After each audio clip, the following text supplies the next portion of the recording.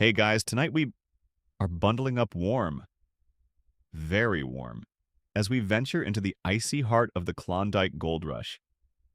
But we're not just chasing shimmering nuggets of inert metal. Oh no, we're on a far more delicate and, dare I say, more alive mission. We're here to understand how those thousands of hardy, hopeful, and often hopelessly naive stampeders kept a surprisingly fragile, bubbling, living treasure alive against all conceivable odds, their precious, life-sustaining sourdough starter. Imagine the biting Yukon wind on your face. A wind so cold it feels like tiny needles pricking your skin. Picture the endless expanse of snow, the crunch of it under your heavily laden boots, and that constant gnawing cold that seeps deep into your bones, making your teeth chatter and your thoughts slow. In this unforgiving, frozen landscape, a simple, unassuming pot of fermented flour and water, your sourdough starter, becomes more valuable than a pocketful of gold itself. It's a tangible lifeline to warm bread, a comforting aroma in a sterile wilderness, and a fragile, bubbling connection to the distant comforts of civilization. Honestly, faced with sub-zero temperatures that could freeze mercury, treacherous mountain passes that would make a mountain goat reconsider its life choices, and the ever-present threat of starvation, your average sourdough enthusiast from today, with their perfectly climate-controlled kitchen and digital proofing box, probably wouldn't see their bubbly little friend survive the first week, let alone themselves. You probably won't survive this. So, before you get comfortable, take a moment to like the video and subscribe, but only if you genuinely enjoy what I do here. Go ahead and post your location and local time in the comments below. It's always fascinating to see where in the world you're all tuning in from as we settle in for our journey. Now, dim the lights. Maybe turn on a fan for that soft background hum, and let's ease into tonight's journey together. The year's 1896, though, you don't know the full significance of it just yet. You're living in a world gripped by a creeping economic malaise. The Panic of 1893 sent shockwaves across North America and Europe, followed by another downturn in 96. Banks have failed, businesses have closed, farms are struggling under debt and drought. There's a restlessness in the air, a yearning for a change of fortune, for any glimmer of hope on a bleak horizon. You might be a farmer in Kansas, watching your crops wither under a relentless sun, or a clerk in a dusty San Francisco office, your ledgers filled with numbers that only seem to signify decline. Perhaps you're a shopkeeper in a small town, your shelves gathering dust as customers tighten their belts. Life feels stagnant, opportunity scarce. You dream of something more, something to break the monotony, to offer a path to prosperity, or at least a grand adventure. Then, in the late summer of that year, far away in the remote northwestern corner of Canada, in the Yukon Territory, something happens that will, in time, electrify the world. On August 16th, 1896, along a small, unassuming waterway, then known as Rabbit Creek, soon to be renamed Bonanza Creek, a tributary of the Klondike River, gold is discovered. The initial find is credited to Quiche, a Tagish First Nation man known to Westerners as Skookum Jim Mason, along with his American brother-in-law George Carmack, and Quiche's nephew Ka Gooks, also known as Dawson Charlie or Tagish Charlie. This is a crucial historical fact, as the pivotal role of indigenous people in the discovery is often downplayed or even omitted in some popular retellings of the Klondike story. They were hunting or fishing in the area, and while resting by the creek, one of them noticed a flash of yellow in the gravel at the water's edge. It wasn't just a fleck or two. The creek bed, they soon found, was peppered with it. The gold was coarse, heavy, and plentiful, lying there for the taking. News, in this remote part of the world, travels at the speed of a slow raft or a moccasined foot. The initial discoverers staked their claims, and word began to filter out to the few other prospectors and traders already in the Yukon interior, like those at the small settlement of 40 Mile. A localized rush began, quiet and almost secretive at first, as these seasoned northerners knew the value of keeping such a find under wraps for as long as possible. But secrets of this magnitude have a way of escaping. It wasn't until the following summer, almost a full year later, in July of 1897, that the outside world truly caught fire with clondicitis. On July 15th, the steamship Excelsior docked in San Francisco, its passengers disembarking looking like a crowd of Alaskan Indian chiefs on a totem pole spree. As one reporter vividly put it, their worn clothes bulging with pokes and satchels heavy with raw gold. 2 days later, on July 17th, another steamer, the Portland, arrived in Seattle, her captain famously declaring he had a ton of gold on board. And he wasn't far wrong. The newspapers, never ones to shy away from a sensational story, went into a frenzy. Headlines screamed, "Gold! Gold! Gold stacks of yellow metal and a ton of gold from the Klondike." You see the newsboys on every street corner, their voices hoarse from shouting, people snatching papers from their hands, their eyes wide with disbelief. Then a dawning, feverish excitement. Illustrated magazines ran breathless accounts, often wildly exaggerated, of fortunes being made overnight by ordinary men. The effect is instantaneous and electrifying. A wave of mass hysteria sweeps the continent and beyond. Suddenly, everyone wants to go to the Klondike. Barbers abandon their customers mid-shave. Streetcar drivers desert their trolleys. Mayors resign their posts. Ministers leave their pulpits. Farmers sell their land. Clerks empty their savings accounts. You are caught in this whirlwind. The stories are too intoxicating to ignore. Men who were penniless months ago are now supposedly richer than kings.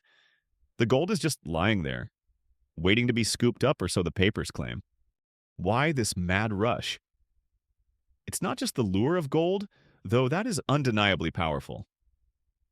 For many, it's an escape from debt, from grinding poverty, from the suffocating routine of a dead-end job, from a life that feels predetermined and unfulfilling. The Klondike offers a tantalizing promise of instant wealth, yes, but also of independence, of adventure, of a chance to remake oneself in a new, untamed land. Historians still argue whether the primary motivation for the vast majority of stampeders was purely economic desperation, driven by the harsh realities of the recent depressions, or if a significant undercurrent of adventure-seeking, a romantic desire to test oneself against the wilderness and escape the constraints of civilized society, also played a major role. For you, perhaps it's a bit of both. You're tired of the struggle and the call of the wild. Sweetened with the promise of unimaginable riches, is a siren song too powerful to resist. And so, you make the decision. You're going. The conversations are difficult. Your family, your loved ones, they're torn between fear for your safety and a vicarious thrill at the boldness of your venture. There might be tearful goodbyes, solemn promises to return a wealthy man or woman. For a small but determined number of women also join the rush. You begin the frantic process of selling what possessions you can, scraping together every last penny for the expensive outfit and the even more expensive passage north. There's an overwhelming sense of urgency, a palpable fear that if you delay, all the good claims will be staked.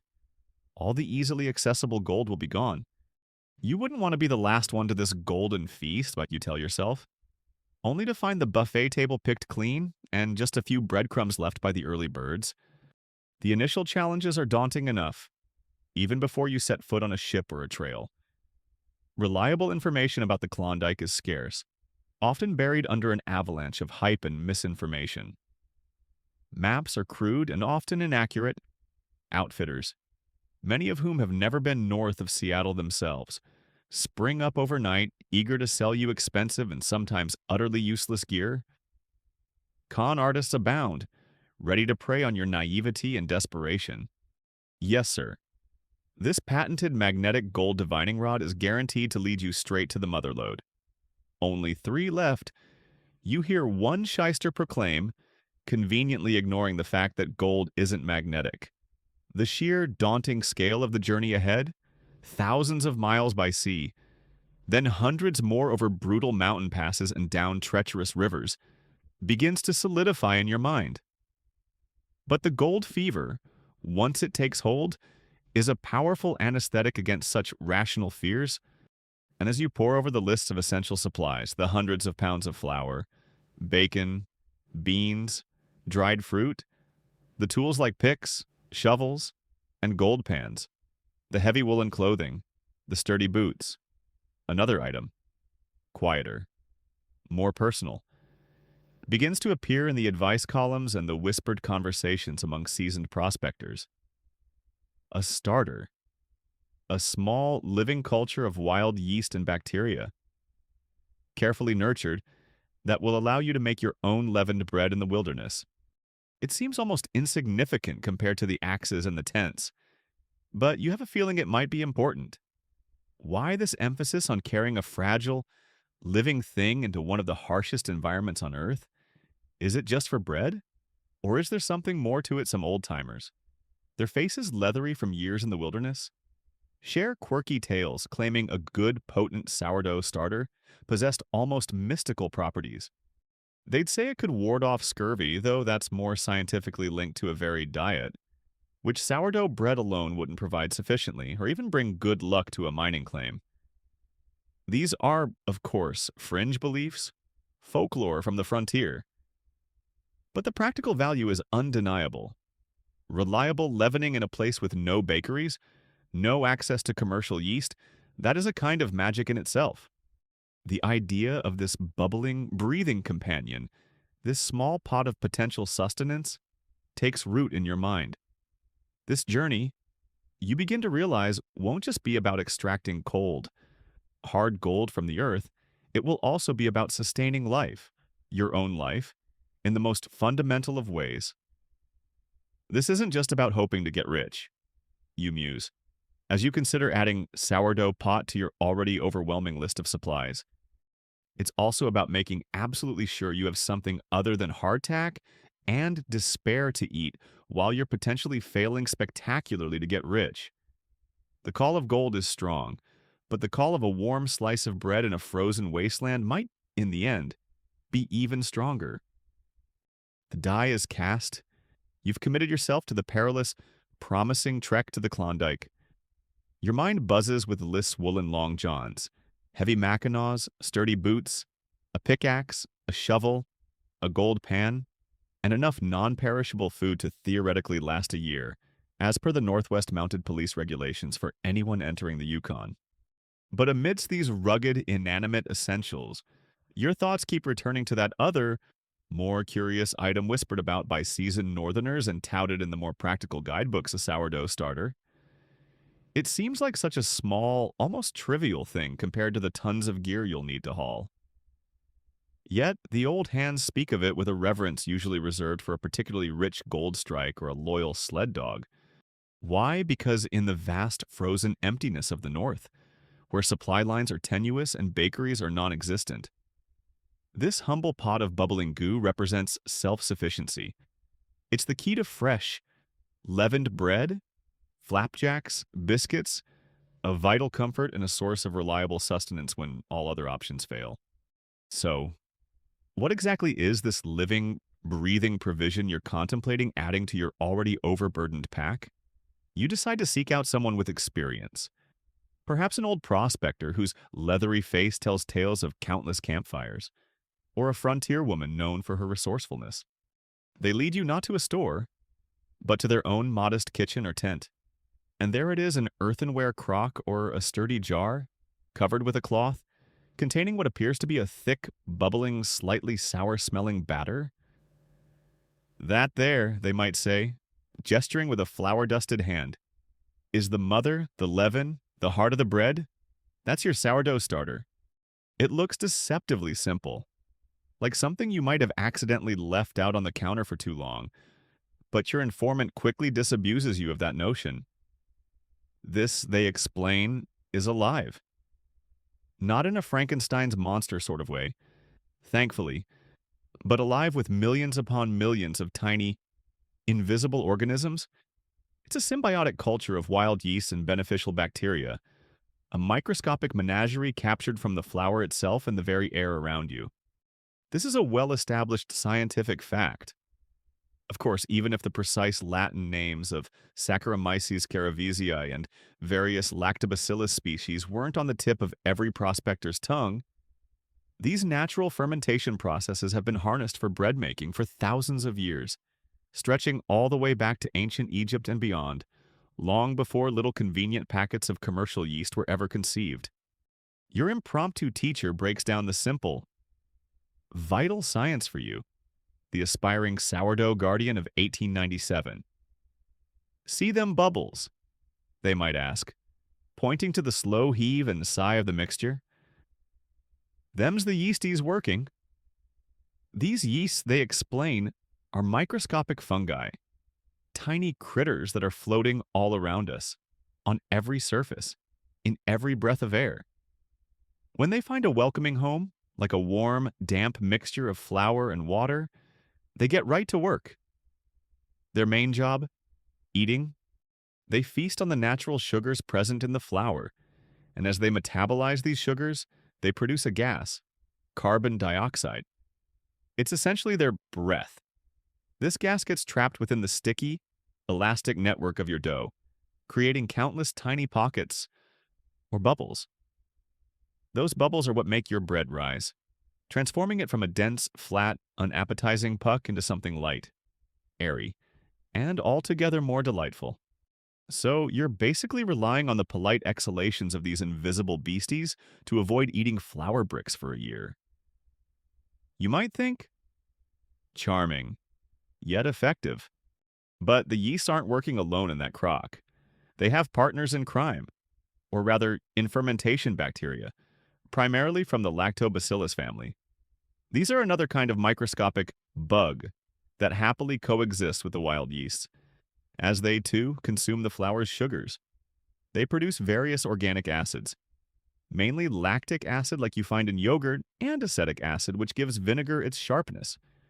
This is what gives sourdough its characteristic tangy, slightly sour flavor, a flavor that can range from mildly piquant to quite robust, depending on the starter and how it's managed. These acids aren't just for taste, though. They also act as a natural preservative, helping to protect both the starter culture itself and the bread, made from it from spoilage by less desirable molds or harmful bacteria. So, the bacteria are like the yeast's slightly grumpy but fiercely protective bodyguards. You surmise. They add a bit of zing and keep the bad guys out. A key feature of this sourdough starter is its wildness. Unlike the compressed cakes of baker's yeast that some city folk might be familiar with, which were available but could be unreliable, perishable, and certainly not self-replenishing on a long, arduous journey, a sourdough starter is a self-perpetuating culture if you treat it right, because it captures yeast and bacteria from the local environment, the specific strains on the grain used for flour, floating in the air of your kitchen, even on your own hands. Each starter develops a unique microbial fingerprint, its own distinct character and flavor profile. The starter you cultivate in Seattle before you leave will be different from one born in Dawson City. Yours is about to become a Klondike original, its unique blend of microorganisms a living souvenir of your journey. There's an ongoing discussion, even today, as historians still argue whether the famed microbial distinctiveness of certain regional sourdough starters, like those from San Francisco renowned for their particular tang, was genuinely due to unique local airborne yeast and bacteria strains, or if the primary factors were actually the specific types of flour used. The mineral content of the local water, and the traditional handling and refreshment techniques passed down through generations of bakers. Your mentor then introduces you to the fundamental principles of care and feeding, because this living entity, this bubbling gold, requires nurturing. It needs regular feedings of fresh flour and water to replenish the food supply for its resident yeast and bacteria, keeping them active, vigorous, and reproducing. Forget to feed it or feed it erratically, and the culture will weaken, become sluggish, and eventually might even die. It's like having a very quiet, but incredibly demanding pet rock that actually eats. You reflect, and if it gets sick, there's no vet way up north. Temperature, too, is crucial. Sourdough cultures thrive in warmth, not too hot, which can kill them. but a gentle, consistent warmth encourages lively fermentation. Cold, on the other hand, slows everything down dramatically.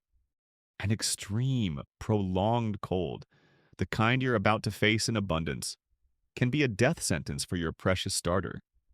This, you realize, will be your single greatest challenge keeping this warm-loving culture alive in a land of relentless frost.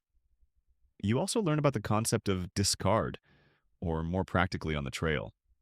Use, and to keep the volume of starter manageable and the culture healthy and not too acidic, you typically remove a portion before each feeding.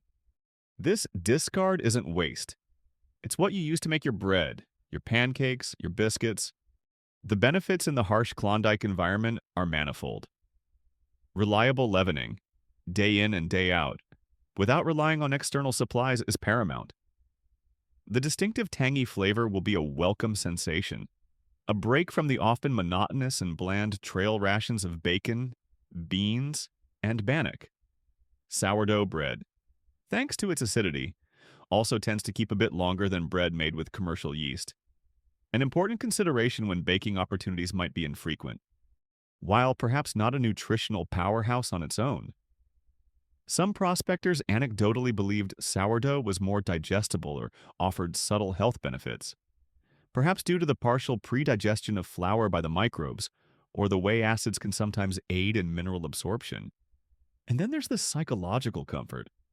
In a world stripped bare of familiar comforts, the simple act of baking, the aroma of freshly made bread filling your small tent or cabin, would be an incredibly powerful link to home, to normalcy, a small act of civilization in the vast, uncaring wilderness. That morale boost alone might be worth its weight in, well, flour. You're also, by cultivating this starter, tapping into an ancient human tradition. This isn't some newfangled invention. People have been leavening bread this way for thousands upon thousands of years. You're becoming part of a long, unbroken chain of bakers and homemakers stretching back to the very dawn of agriculture. It's a quirky and rather romantic notion, one shared by many sourdough enthusiasts today, who sometimes claim their starters are direct descendants of cultures that are decades, or even reputedly centuries old, passed down through families like living heirlooms. While scientifically proving such an unbroken lineage without detailed genetic analysis is nigh impossible, the very idea speaks to the deep personal connection people form with these living cultures and their remarkable potential for longevity. You are, in essence, about to become the founding ancestor of your own Klondike sourdough dynasty. The weight of this responsibility begins to settle upon you. This bubbling, frothing concoction isn't just another item to tick off your supply list. It's a living, breathing community of organisms that will depend entirely on your diligence, your ingenuity, your care, for its survival under the most extreme conditions imaginable. In a way, your starter becomes a tiny, edible metaphor for your own hopes and dreams in the Klondike, a fragile potential that you must nurture, keep alive, and help to flourish against formidable odds. No pressure at all, will you think with a wry smile. But if this little pot of goo gives up the ghost, my dreams of enjoying a hot, fluffy pancake in a subarctic blizzard will die right alongside it. And that, frankly, that would be a tragedy almost as great as not finding any gold. Now that you understand its nature, its simple science, and its profound importance, the next pressing question arises: how do you get your hands on one of these precious cultures to call your own? Do you buy a bubbling portion from an established keeper, hoping their generosity extends to sharing their mother? Or do you dare to try and capture the wild yeasts of your own kitchen? Starting your own culture from scratch before you even pack your bags. The journey of your sourdough starter, its first tentative bubbles of life, is about to begin. Even before your own arduous journey north truly gets underway, you're now thoroughly convinced that bubbling, slightly tangy pot of living leaven isn't just a quaint notion. It's an essential piece of your Klondike survival kit, as vital as your pickaxe or your warmest pair of long johns. The science, or at least the practical magic of it, makes sense. Reliable bread in a land devoid of baker's warmth? Fluffy flapjacks on a frosty morning when you're miles from anywhere. Yes, please. The question now, as you stand on the precipice of this grand, terrifying adventure in late 1897 or early 1898, is how do you actually get your hands on one of these precious cultures? It's not like there's a Klondike sourdough emporium conveniently located next to the outfitters selling you your ton of goods. Your first option, and perhaps the most common for many stampeders in a hurry, is to acquire a portion from someone who already possesses a vigorous, well-established starter. You might seek out a local baker if you're in a larger coastal city like Seattle or San Francisco, hoping they'll spare a cupful from their mother dough. Or perhaps you know a seasoned frontiersman, or his even more resourceful wife, whose family has maintained a starter for years, a living link to countless loaves and fireside meals. An old prospector, perhaps one who's been to earlier, smaller gold rushes, might also be a source. The transaction could involve a small payment. Everything has a price when gold fever is in the air. Or it might be a gift, a gesture of goodwill, passed on with solemn advice about its care and whispered wishes for your success. You'd arrive with your chosen container, a sturdy earthenware crock, a wide-mouthed glass jar, or perhaps a small, tightly sealed tin pail, and receive a ladleful of the precious bubbling goo. This old dough, or as it's sometimes called, carries the lineage and the robust, established ecosystem of another's careful tending. It's a head start, a living heirloom given into your temporary, or perhaps permanent, custody. Alternatively, if you have a little more time before your departure, a few precious weeks perhaps, and a more independent or experimental streak, you might decide to cultivate your own starter from scratch.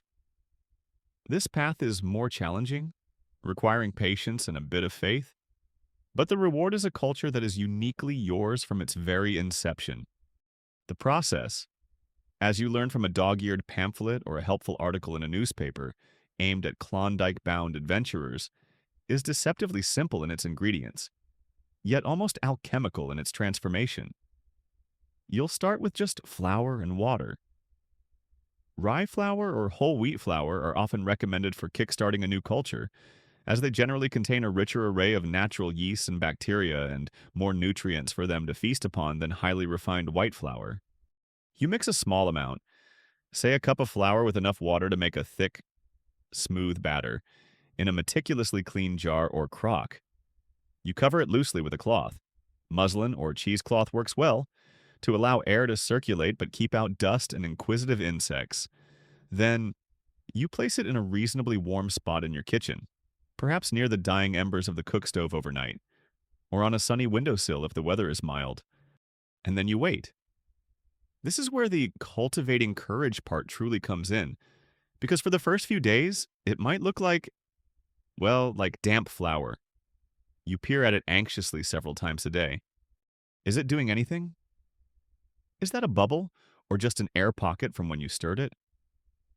Are those faint, funky smells a sign of life, or a sign that you're accidentally cultivating something that would be more at home in A Guaiki Guaiki? Strange, weird science exhibit. This is more nerve-wracking? You might grumble.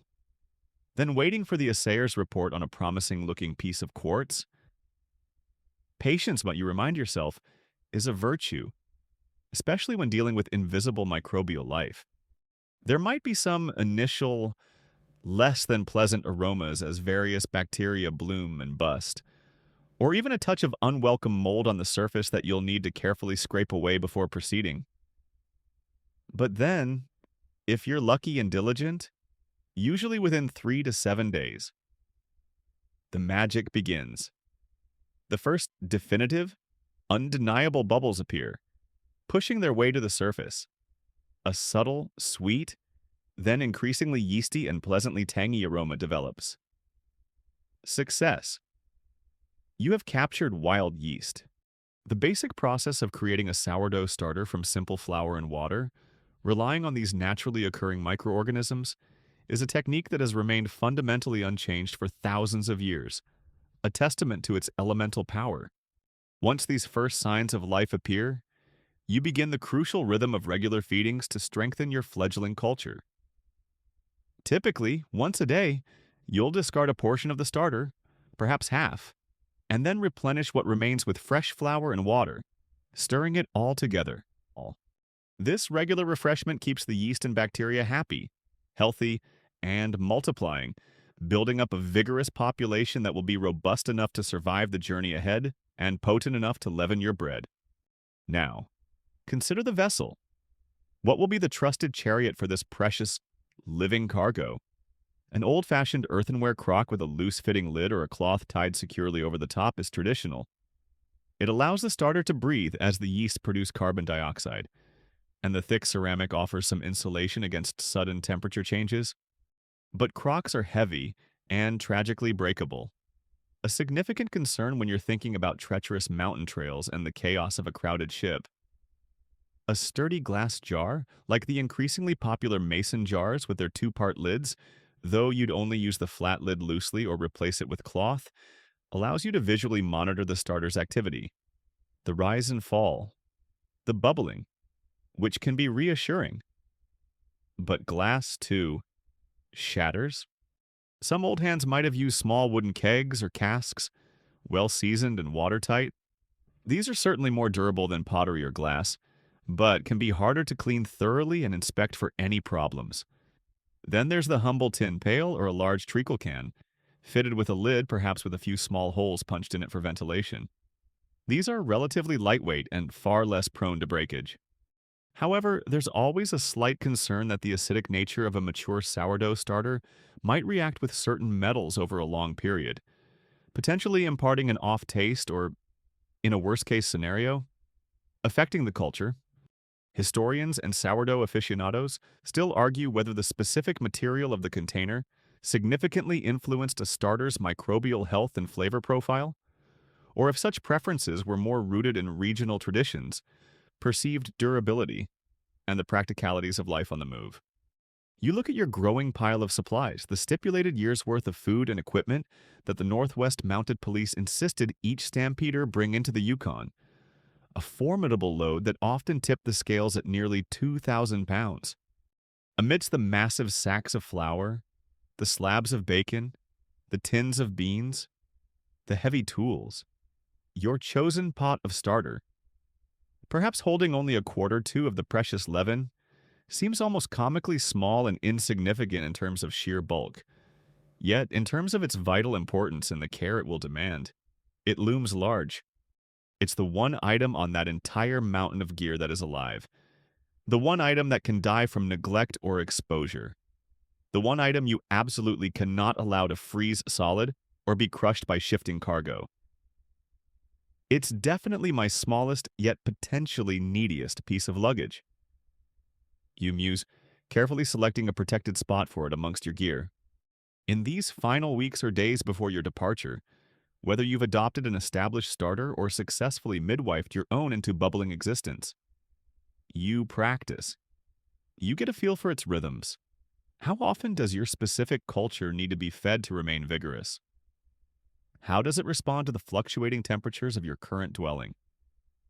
You try your hand at making a few experimental batches of bread or flapjacks. Your first attempts might be educational, perhaps a bit on the flat side, or overly sour, or with a texture that could charitably be described as interestingly dense. Your family members might offer polite, if slightly strained, encouragement. It's got character. Dear, they might say, while discreetly reaching for the butter to disguise the fact that they're essentially trying to chew through a small, tangy paving stone. This is your sourdough boot camp, your trial and error period before the real test begins. An undeniable emotional investment begins to form. You find yourself checking on your starter frequently, almost like a new parent with a particularly quiet and yeasty infant. You might even find yourself murmuring encouragement to it. Come on now. Bubbles. Show me what you've got today. It's no longer just an inanimate mixture of flour and water, it's your starter, a living entity that depends on you, a tiny, bubbling promise of future sustenance and comfort. This bond, this sense of responsibility and connection, forged even before the true hardships of the trail commence, will be crucial for its survival, and perhaps in some small way, for yours too. This small pot of living culture represents a tangible piece of home, of warmth, of civilization that you are choosing to carry with you into the vast, indifferent wilderness. Some old-timers, you might have heard, developed almost superstitious rituals around their starters. A quirky or fringe tidbit from the era suggests that some prospectors would never stir their precious leaven with a metal spoon, convinced it would shock or kill the yeast. A belief likely more folklore than fact, unless the spoon was made of a particularly reactive metal like copper, which could potentially inhibit yeast activity over time. Others might have insisted on feeding their starter at precisely the same time each day, regardless of circumstances, or even given their bubbling companion an affectionate name. The practice of naming sourdough starters, reflecting that personal, almost pet-like bond, is still common today, and it's easy to imagine a lonely Klondike prospector, months from any human settlement, finding a strange comfort in Old Faithful or Yukon bubbles. Finally, with your departure imminent, you make the last preparations for transporting your starter. You choose its travel container with care, ensuring it's secure against spills and the inevitable jolting of the journey ahead. You give it a final, generous feeding, making sure it's active, vigorous, and ready for the trials to come. The courage it takes to embark on the Klondike Gold Rush is immense. But there's a quieter, perhaps deeper courage in the decision to carry this fragile, living, demanding companion with you, a testament to the human need for not just survival, but for the small comforts and traditions that make survival worthwhile. The frantic energy of your departure from a bustling port city like Seattle or San Francisco is a chaotic symphony of steam whistles, shouting dockworkers, and the nervous chatter of thousands of hopefuls just like yourself, all infected with Klondicitis.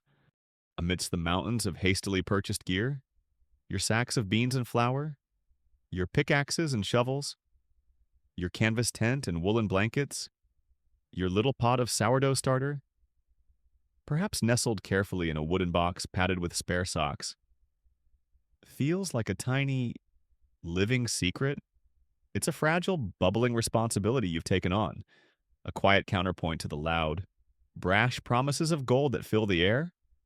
You've cultivated your courage and you've cultivated your starter. Now, both are about to face their first serious tests. The sea voyage north is your starter's first true crucible. These are no luxurious ocean liners. Mind you, the steamships plying the route to Alaskan ports like Daya or Skagway are often aging, repurposed vessels, dangerously overcrowded with stampeders and their towering piles of freight. You're packed in like sardines in a tin, the air thick with the smell of unwashed bodies, coal smoke, and, inevitably, seasickness.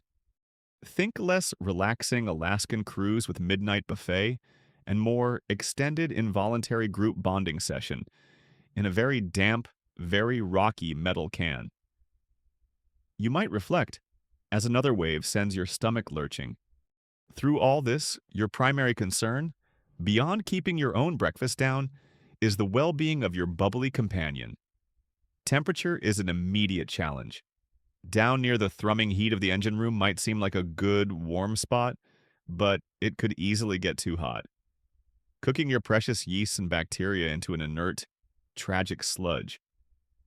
Out on deck, the cold sea air, especially as you head further north, could chill it into sluggishness or dormancy. You're constantly seeking that Goldilocks zone. Not too hot, not too cold. Perhaps you find a relatively sheltered spot near the ship's galley. If the cook is a kindly soul or can be bribed with the promise of a future slice of fresh bread. There, the ambient warmth from the stoves might just be perfect. Then there's the constant motion of the ship.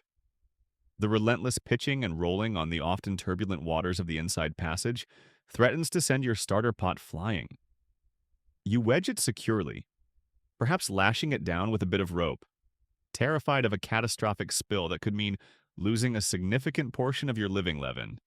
Contamination is another worry. In these crowded, often less than hygienic conditions, Keeping the cloth cover over your starter clean and securely in place is vital to prevent any unwelcome airborne organisms from taking up residence. And, of course, it still needs feeding.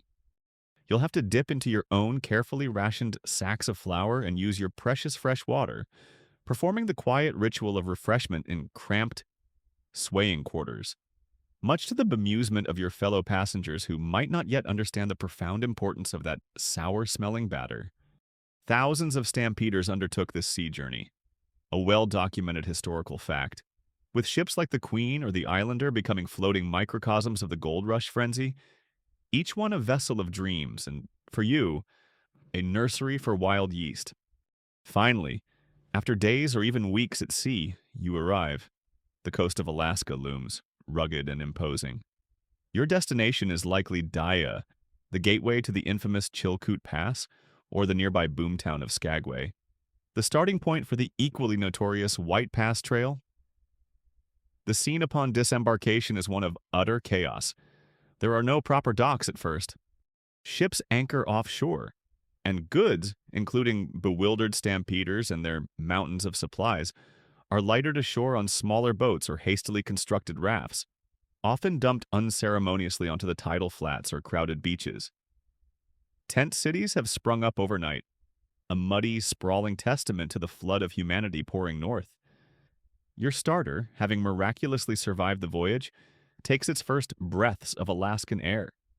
You find a relatively secure spot amidst the bedlam to set it down, perhaps breathing a small sigh of relief, only to realize that its journey, and yours, has only just begun.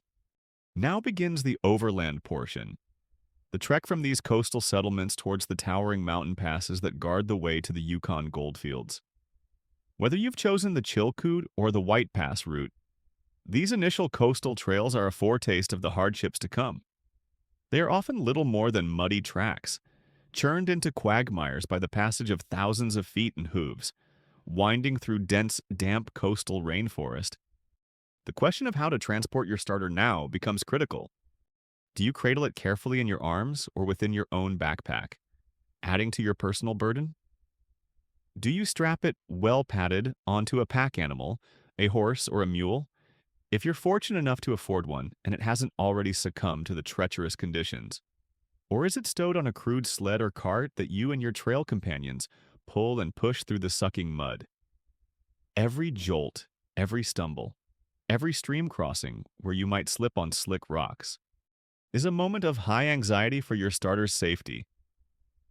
This bubbling pot of potential pancakes, you realize, is rapidly becoming my most high-maintenance and demanding travel buddy, and it doesn't even offer to help navigate.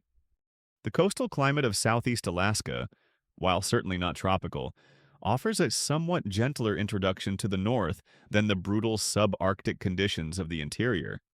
It's a maritime climate, often overcast, rainy and chilly, but not yet characterized by the extreme, bone-splitting cold that awaits you beyond the mountains. Still, the nights can bring a significant drop in temperature, especially as summer wanes and autumn hints at its arrival. You begin to learn the crucial skill of protecting your starter from the evening chill, perhaps wrapping its container in a spare woolen blanket, or even, as many would soon discover, keeping it nestled inside your own bedroll, sharing your precious body heat. This is your starter's first real taste of the constant battle against the cold that will define much of its and your existence in the months to come.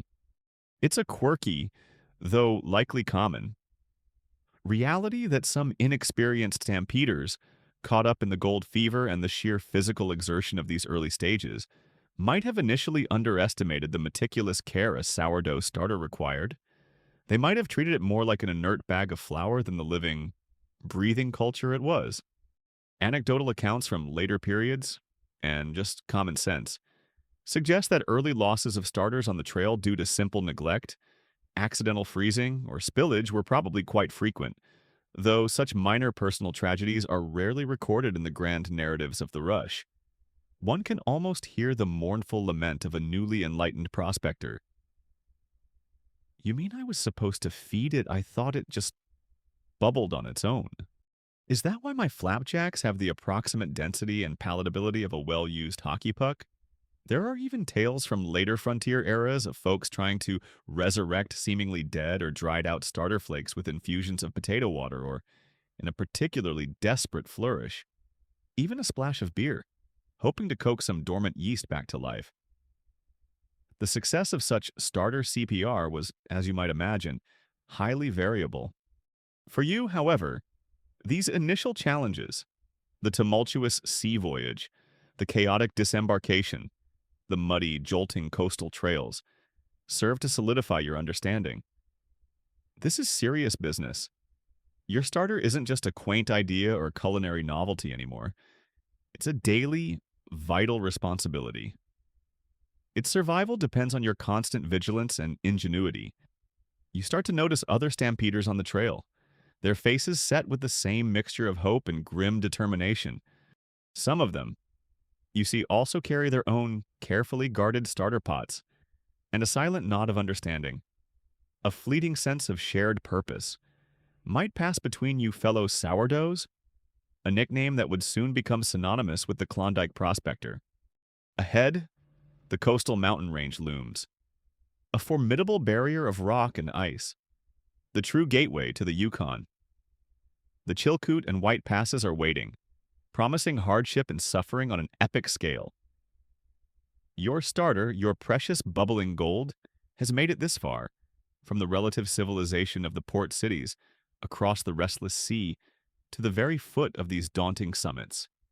Its greatest trial by cold, by altitude, and by sheer, unrelenting rough handling is about to begin. The coastal trails, with their sucking mud and relentless drizzle, now feel like a distant, almost pleasant memory. You stand at the foot of the Chilkoot Pass, or perhaps its rival, the White Pass, though the Chilkoot looms larger in the popular iconography of suffering. Before you rises a formidable, near-vertical wall of rock, snow and ice, disappearing into the low-hanging, perpetually gray clouds.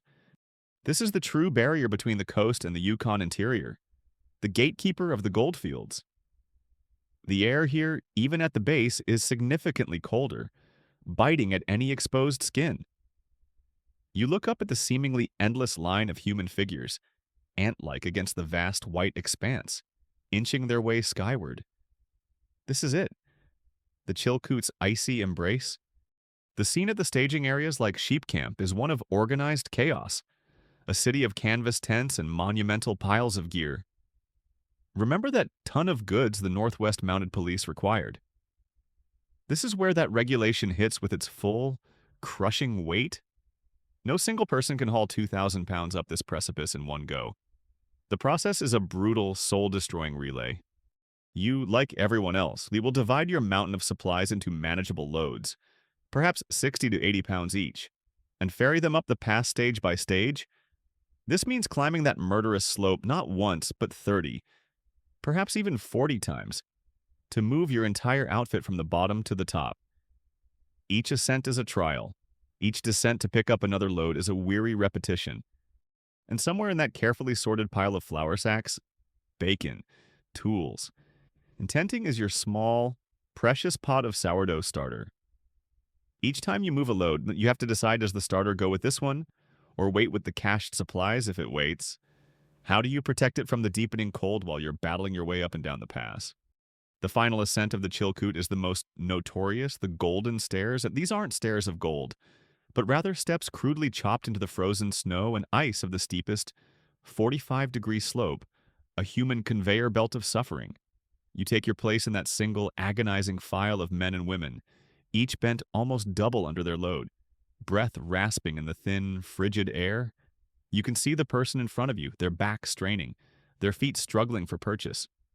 You can hear the grunts, the curses, the occasional cry as someone slips and slides, their precious cargo tumbling. This ascent of the Chilkoot, particularly the image of the unbroken line of climbers on the golden stairs, became one of the most iconic and enduring symbols of the Klondike Gold Rush, a testament to the incredible hardship ordinary people were willing to endure for the dream of gold. The Northwest Mounted Police, stationed at the summit, diligently checked each stampeder's outfit to ensure they met that stringent one-year supply requirement. a measure designed to prevent mass starvation in the isolated goldfields. Your own pack cuts into your shoulders. Your lungs burn. Your legs scream in protest. But amidst your personal agony, a significant portion of your mental energy is devoted to the small, bubbling life you carry. The primary enemy on the Chilkoot, for you and your starter, is the relentless, penetrating cold. Wind whips across the exposed slopes, driving the wind chill factor to dangerously low levels. Temperatures here can plummet far below freezing. Even in the milder seasons of late winter and spring when most were crossing, your starter, that delicate ecosystem of yeast and bacteria, is at severe risk of freezing solid. If that happens, if ice crystals form within its cellular structure, the life within it will be extinguished. So, how do you shield your living treasure insulation becomes your mantra. You wrap the starter pot, be it crock, jar, or tin. In every spare bit of material you have layers of woolen blankets, old clothes, scraps of canvas, anything to create a thermal barrier against the biting cold. Its position within your pack is critical.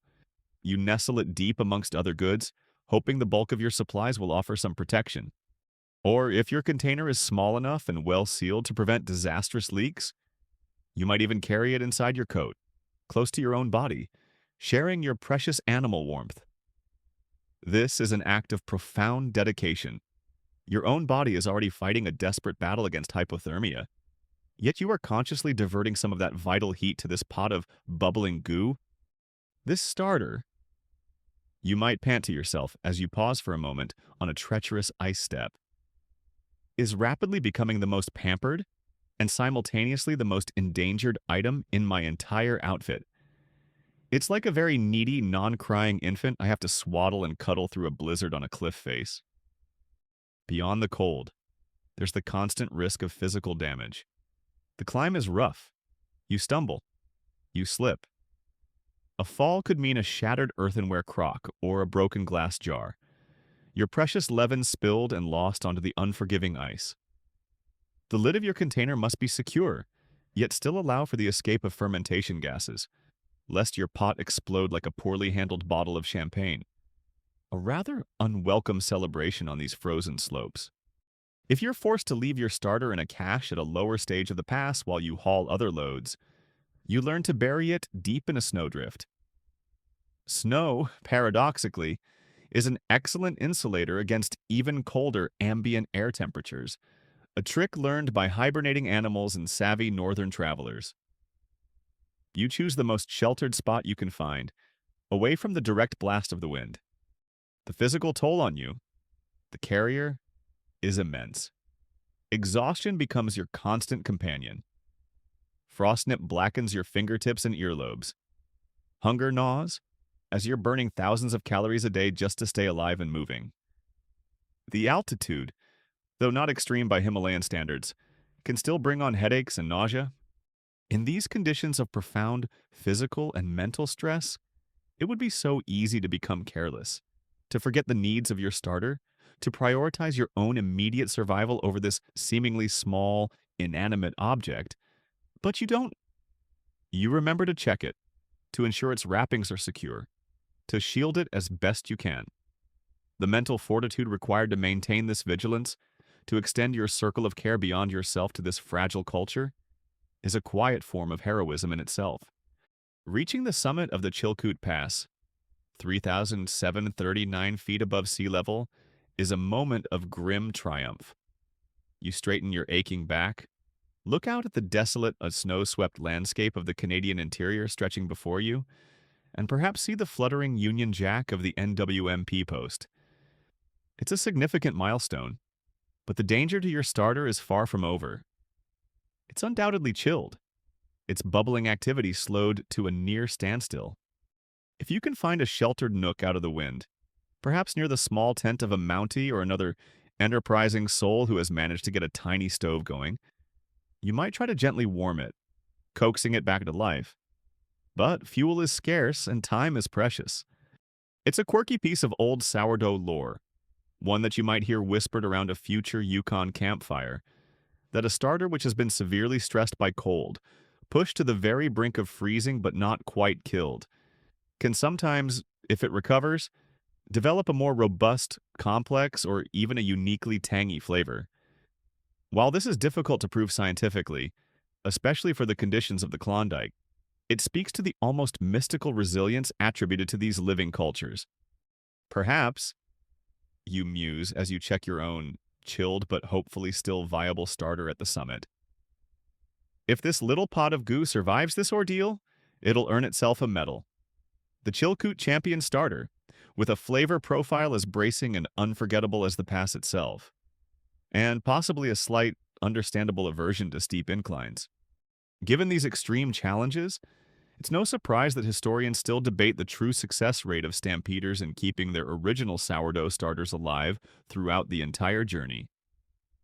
The romantic images of every sourdough, the nickname for Klondike old-timers arriving in Dawson City with the same faithful, bubbling companion they started with. The practical reality, however, was likely far grimmer. Many starters must have succumbed to the cold, to accidents, to neglect born of exhaustion.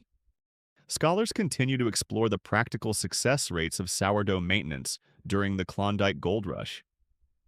An academic might ponder, questioning how many original starters truly completed the arduous journey from the coast to the goldfields versus the undoubtedly significant number that were lost and subsequently replaced through sharing, trading, or attempts to cultivate new ones under primitive conditions. But for now, your starter has survived the Chilkoot's icy embrace. You've made it over the summit.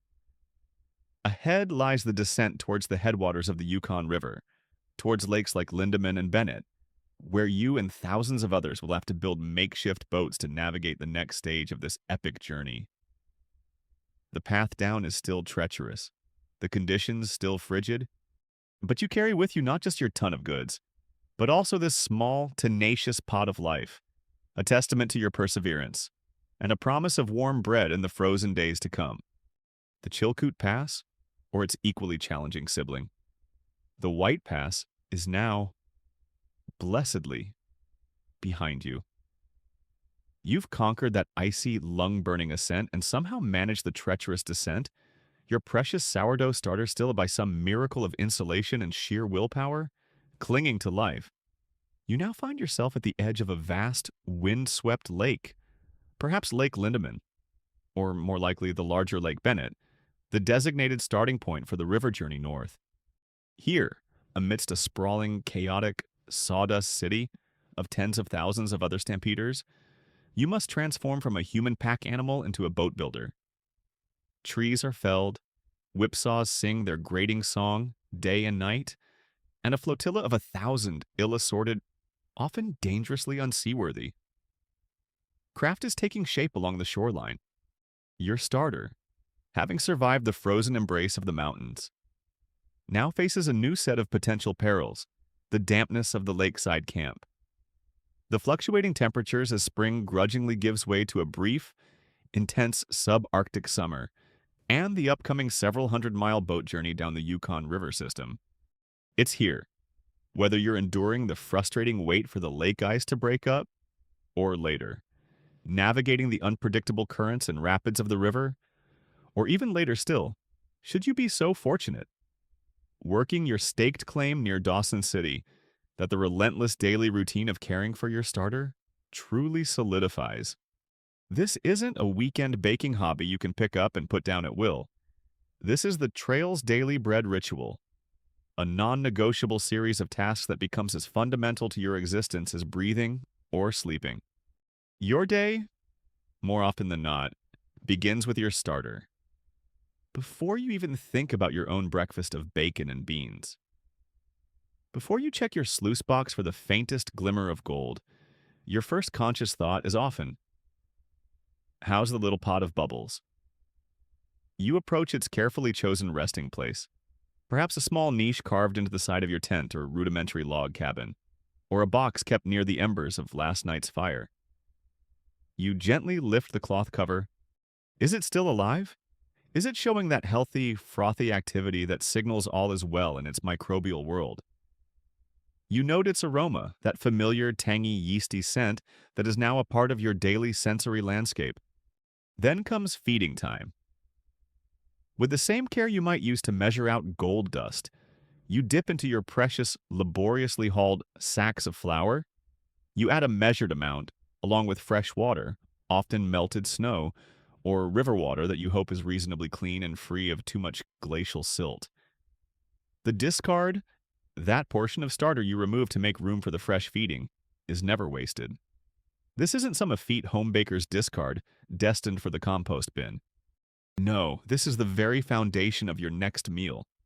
This active, bubbling portion will become your breakfast flapjacks, those golden, tangy discs of comfort sizzled in bacon grease over an open fire, or it will form the basis of a sturdy loaf of bread to be baked later in a reflector oven facing the flames, or nestled in a Dutch oven buried in hot coals. Waste not, want not, is the unwritten law of the Klondike you quickly learn, especially when not wanting means you get to eat something other than boiled beans for the 5th day running. You stir the fresh flour and water into the remaining starter with a worn wooden spoon or a clean, smooth stick, observing the way it thickens.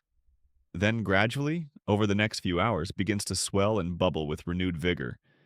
Protecting your starter from the elements remains an ongoing, relentless battle.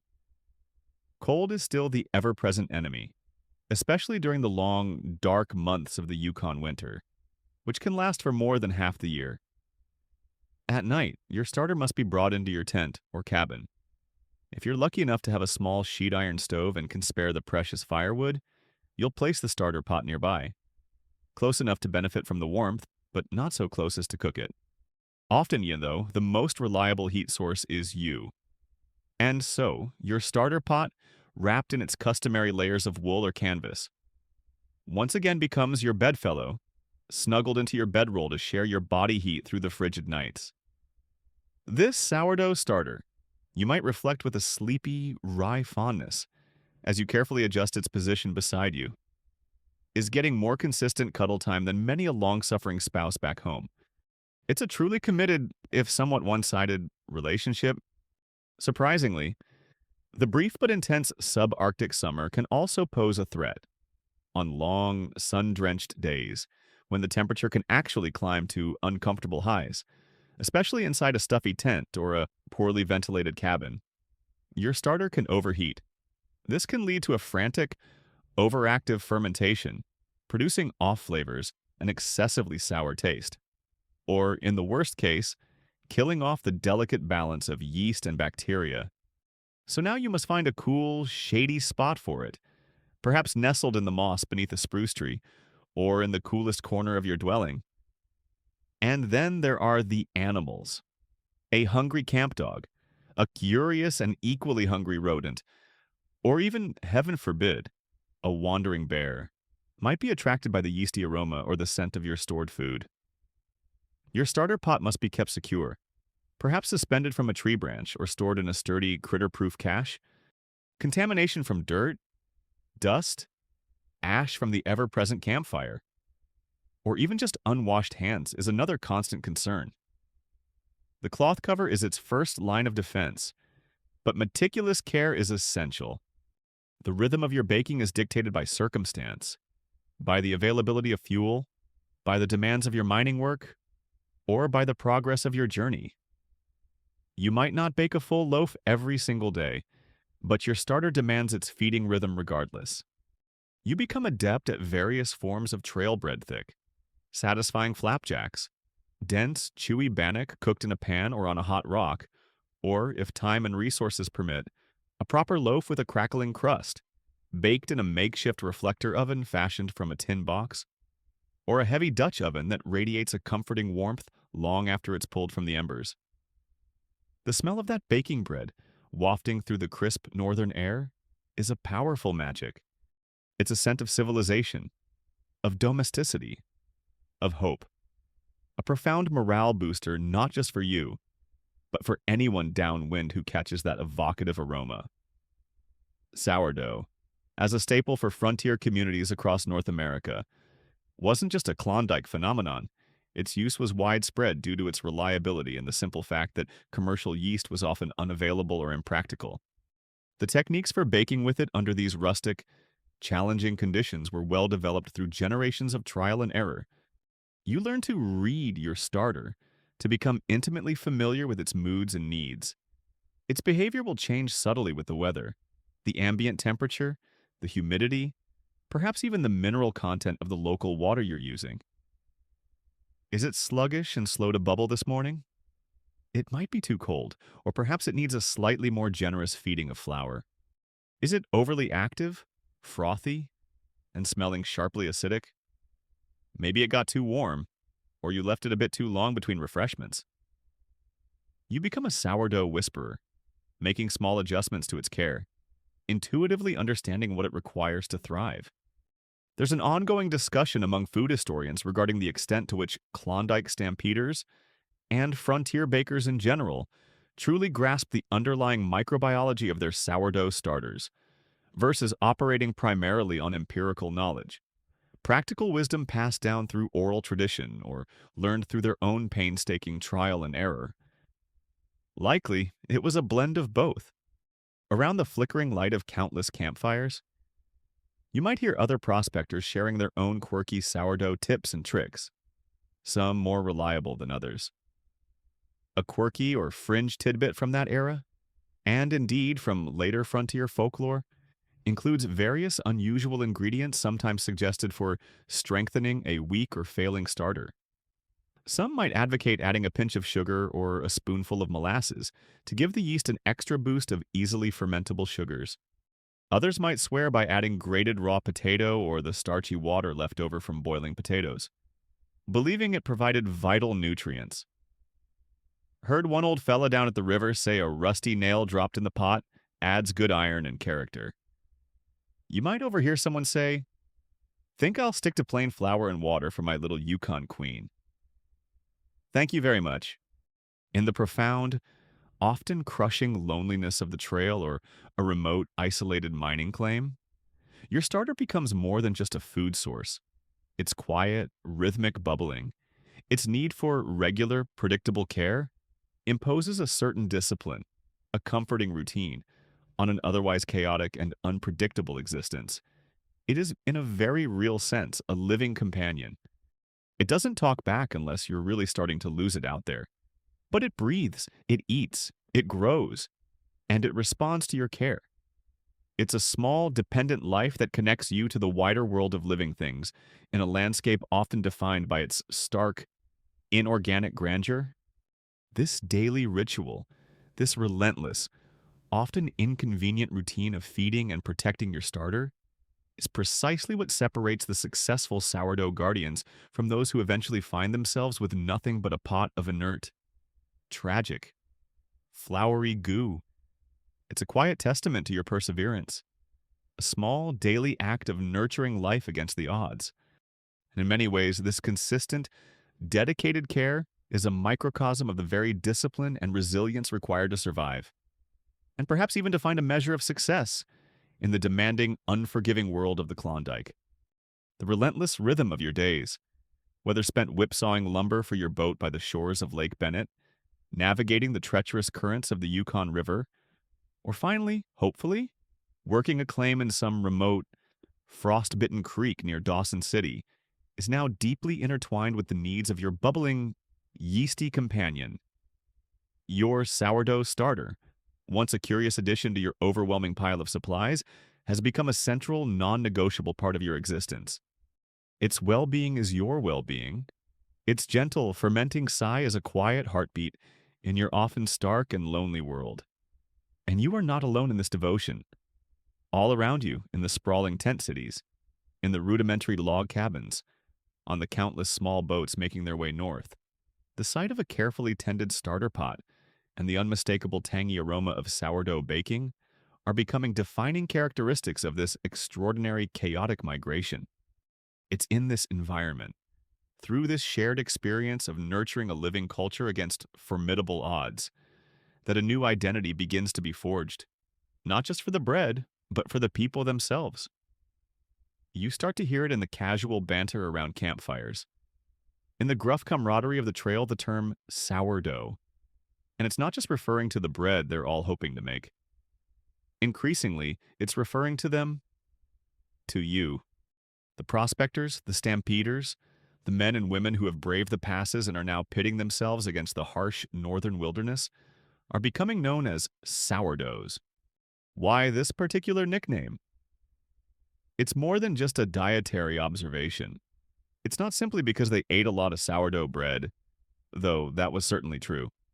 The moniker takes root because the act of successfully carrying, nurturing, and keeping alive a sourdough starter through the brutal journey and into the even more brutal northern winters was seen as a hallmark of experience, resilience, and profound self-sufficiency.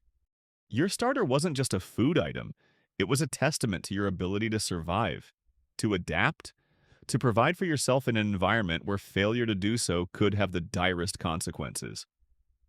This is a well-established historical fact. Sourdough became an iconic and enduring nickname for veteran prospectors and longtime inhabitants of Alaska and the Yukon, particularly those individuals who had successfully weathered at least one northern winter, proving their mettle. It was a badge of honor, distinguishing them from the Chichacos, the inexperienced newcomers who often arrived ill-prepared, perhaps without a starter, or who quickly lost theirs to the cold or neglect. Having a lively, vigorous starter, one that reliably produces well-risen bread or a batch of fluffy flapjacks, becomes a subtle but significant status symbol within the camps. It's a quiet announcement of your competence, your foresight, your ability to thrive, or at least persist, where others might falter. You might notice fellow prospectors, their own starters perhaps having met a tragic, frozen end, casting an envious glance at your steaming loaf cooling by the fire. The ability to share a bit of your starter with someone whose own has perished, or to offer a slice of fresh bread to a newcomer, becomes a powerful act of generosity, a way of fostering community bonds in a place where everyone is, to some extent, facing the same relentless challenges. Got any spare bubbles to share? Friend, a trail-worn companion might ask, their own starter pot looking decidedly flat and mournful. My little Klondike king seems to have caught a bit of a chill and isn't feeling quite himself today. Slowly, subtly, your starter becomes an intrinsic part of your Klondike identity. You are no longer just John or Jane Doe from Seattle or Kansas, merely chasing a dream of gold. You are becoming a sourdough. That bubbling pot is an extension of yourself, a trusty partner in your arduous northern endeavor. Its health and vigor seem to reflect directly on your own capabilities and resourcefulness. The daily, often demanding, ritual of its care, the feeding, the warming, the protecting, shapes your routine, anchors your day, and instills a certain discipline in a life that is otherwise chaotic, unpredictable, and often brutally solitary. This quiet responsibility can be a grounding force. Around the flickering campfires and in the dim light of makeshift bars in Dawson City, stories and legends would inevitably begin to circulate about particularly potent or resilient sourdough starters. You might hear tales, likely embellished with each retelling, of starters that survived unbelievable hardships, being accidentally dropped in a freezing river and fished out still viable, or left forgotten in a snowdrift for days only to be revived with patient care. Old Man Finnegan swears his starter, the Arctic Miracle, actually guided him to his richest claim on El Dorado Creek. Someone might declare with a wink, says it started bubbling like mad whenever they got close to pay dirt. Me. I reckon Finnegan just got lucky, but his bread is suspiciously good. This quirky, almost myth-making tendency around starters reflects the deep sentimental attachment many prospectors developed. For some, their starter wasn't just a leavening agent, it was a good luck charm, a confidant, a living link to a more civilized past, especially if that particular culture had seen them through previous tough times, or was a gift from a loved one back home. The nickname sourdough, once it sticks, carries certain practical implications. If you're known as a sourdough, people assume a certain level of northern know-how. They expect you to be resilient, resourceful, familiar with the unforgiving ways of the land, and yes, probably capable of baking a decent loaf of bread under less than ideal conditions. Critically, the term often implied that you had successfully endured at least one full Yukon winter, a period of extreme cold, prolonged darkness, and profound isolation that served as the ultimate test of a person's and their starter's ability to survive. The precise historical moment, or the specific context in which sourdough, the food, definitively morphed into sourdough, the human descriptor for these northern veterans, is something that historians and historical linguists still gently pick over. Was its widespread adoption as a nickname for people truly forged in the crucible of the Klondike Stampede? Or did it have earlier, perhaps less prominent, roots in other North American frontiers where sourdough bread was also a staple, only to be catapulted into widespread recognition by the sheer scale and drama of the Klondike experience? It's a gentle, scholarly debate, like sifting through an old claim hoping to pinpoint the exact origin of the richest vein. But regardless of its precise etymological journey, by the time the Klondike Gold Rush was in full swing, the starter and the stampeder were inextricably linked. That bubbling pot of fermented flour and water came to symbolize so much more than just food. It represented resilience, its remarkable ability to survive. With care, the most punishing conditions mirrored the tenacity of the prospectors themselves. Self-sufficiency. In a vast wilderness, hundreds of miles from the nearest reliable supply post, the ability to make your own daily bread was a fundamental skill. Patience. A good starter, like a good gold claim, required consistent, patient attention and could not be rushed. Hope each successful baking, each warm, fragrant loaf, was a small victory, a tangible comfort, a promise of sustenance for another day. And ingenuity. The clever, often desperate, methods devised to keep that precious culture alive in the face of relentless cold showcased human adaptability at its finest. The sourdough identity, therefore, was forged in this shared, daily drama of nurturing a fragile, living thing while simultaneously battling the elements and chasing the elusive dream of gold, all within a landscape that often seemed actively hostile to both life and dreams. It's like earning the ultimate Klondike Wilderness Survival Badge. You might reflect, feeling a quiet sense of pride as someone refers to you as a sourdough. It signifies I came, I saw, I shivered uncontrollably for many months. I kept my sourdough starter from becoming a solid block of ice, and I probably didn't find much gold. But hey, I'm still here, and I can make a decent flapjack. Aite, the labyrinth of the Klondike, its treacherous trails, its unpredictable weather, its backbreaking labor, and the constant search for that glittering fortune, certainly had its own minotaur in the ever-present threats of starvation, sickness, and crushing failure. In this context, your faithfully bubbling sourdough starter was young in a very real way. Your Ariadne's thread to sustenance, a vital strand of continuity and comfort in a profoundly disorienting world. As you become known as a sourdough, you carry that name with a certain weight, a badge of honor earned through shared hardship and the successful, loving care of your yeasty, bubbling companion. You've earned your moniker, sourdough. It's a name that speaks of resilience, of having weathered the brutal passes and the initial shock of the northern wilderness. But now, as the brief subarctic summer fades and the relentless Yukon winter begins to tighten its icy grip, that name takes on a new, more literal urgency. Your bubbling companion, that pot of living yeast and bacteria, faces its most formidable, persistent, and potentially lethal adversary, the cold. We're not talking about a chilly autumn evening back home. We're talking about a cold so profound, so pervasive, it can freeze the mercury in a thermometer, a cold that regularly plunges to 40, 50, even 60 degrees Fahrenheit. That's a balmy 40 to 51 degrees Celsius for those of you keeping score. At these temperatures, the water in your precious starter will turn to solid ice. The delicate cell walls of your friendly yeast and bacteria will rupture, and your living leaven will become nothing more than a tragic, inert block of frozen flour paste. The battle to keep it warm, to keep it alive, becomes a daily, sometimes hourly, obsession.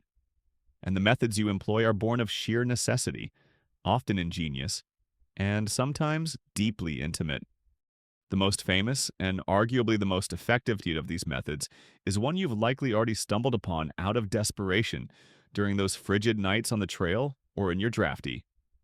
Nascent cabin, your starter becomes your bedfellow. As you prepare to crawl into your bedroll, a pile of furs and wool blankets if you're fortunate, or perhaps just a canvas sleeping bag laid out on a bed of spruce boughs, you perform one final, crucial ritual. Your starter pot, carefully wrapped in its layers of insulating cloth, perhaps an old wool sock pulled over the crock or tin, is gently, carefully, tucked in beside you. You become a human hot water bottle for your future bread. Imagine the sensation the cold ceramic or tin pressed against your side. A constant, lumpy reminder of your responsibility. You shift, trying to find a comfortable position that doesn't risk crushing it or, heaven forbid, tipping it over. A spilled starter in your bedroll on a 50 night is a catastrophe of sticky, freezing proportions that doesn't bear thinking about. It's like trying to spoon a particularly fragile, slightly damp, and occasionally gassy pet rock that holds the key to your future carbohydrate intake. You might grumble into the darkness, carefully adjusting its position. You might wake in the night, not from a bad dream about finding no gold, but from a sudden awareness of the cold seeping into your blankets, and instinctively reach out to ensure your starter is still nestled securely, still radiating a faint, hopeful warmth from your own body. This practice, as intimate as it sounds, is a well-documented historical fact. Personal accounts, diaries, and historical records from the Klondike Gold Rush are replete with references to prospectors taking their sourdough starters to bed with them, a testament to its preciousness and the extreme measures required for its survival. But the night is only half the battle. What about the long, frigid days, especially if you're out on your claim, working in the frozen muck of a creek bed, or if your cabin is little more than a drafty tent with a stove that struggles to keep even one corner above freezing? If you're on the move or if your shelter is unheated for long stretches, your own body again becomes the primary incubator. For this, a smaller, more portable, and very well-sealed container is essential. Perhaps a small tin with a tight-fitting lid, or a sturdy little jar. This smaller day starter is then carried inside your thick parka or heavy wool coat, nestled close to your chest, benefiting from the precious core heat your body generates. The discomfort is considerable. It's a bulky, awkward lump against your ribs. If the starter is particularly active, warmed by your body, it might begin to produce more gas, potentially leading to leakage if the lid isn't absolutely perfect. A cold, sour, and distinctly unglamorous trickle down your side. You are, in essence, a walking, talking, mobile proofing box for your daily bread. You realize, feeling the subtle warmth and occasional gurgle against your chest, this probably wasn't the height of Klondike fashion, but practical it certainly was. There's a constant, almost subconscious awareness of this fragile life you carry, a need to move carefully, to avoid falls or sudden impacts that could damage your precious cargo.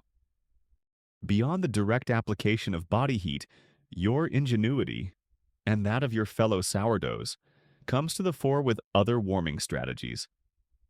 If you're lucky enough to have a semi-permanent camp with a Yukon stove, those small, often temperamental sheet iron boxes that devoured firewood, you'd naturally keep your starter pot in its vicinity.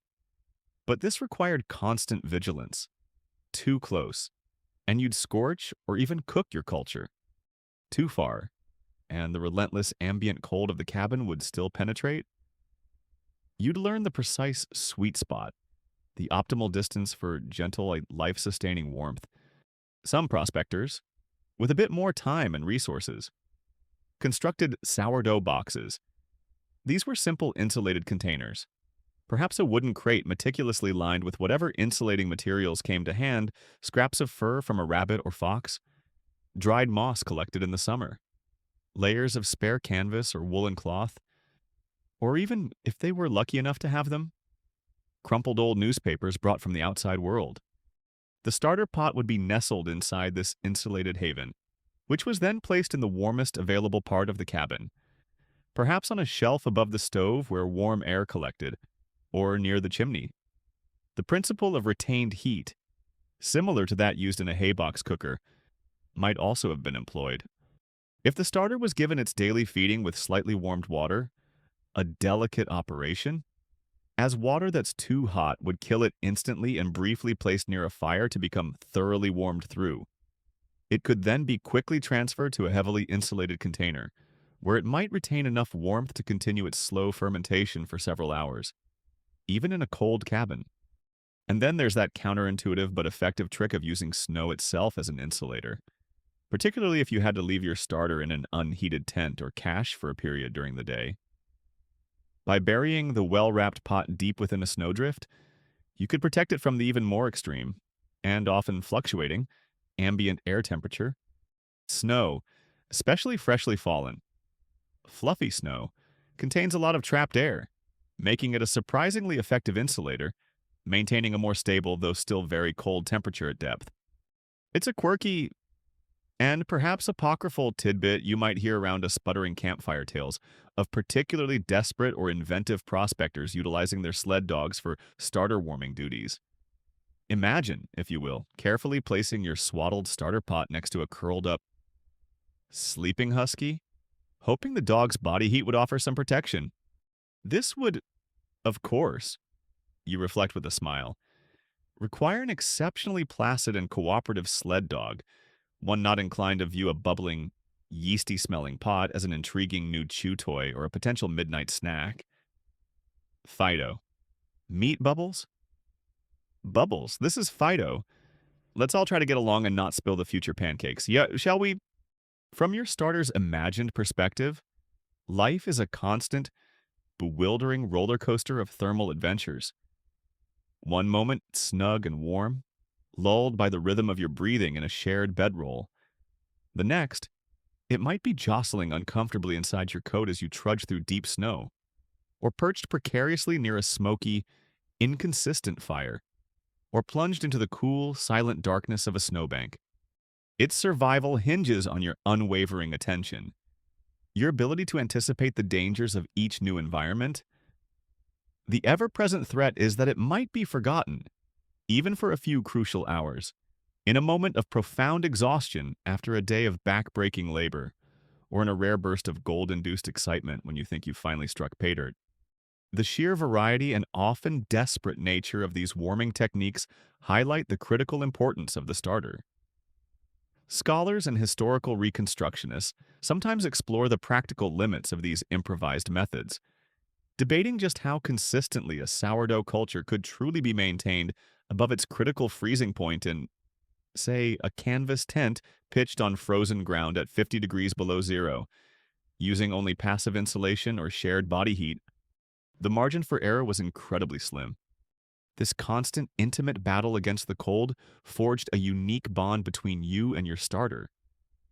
Sharing your bed, your own vital body heat, with this non-human, microbial community speaks volumes about its perceived value.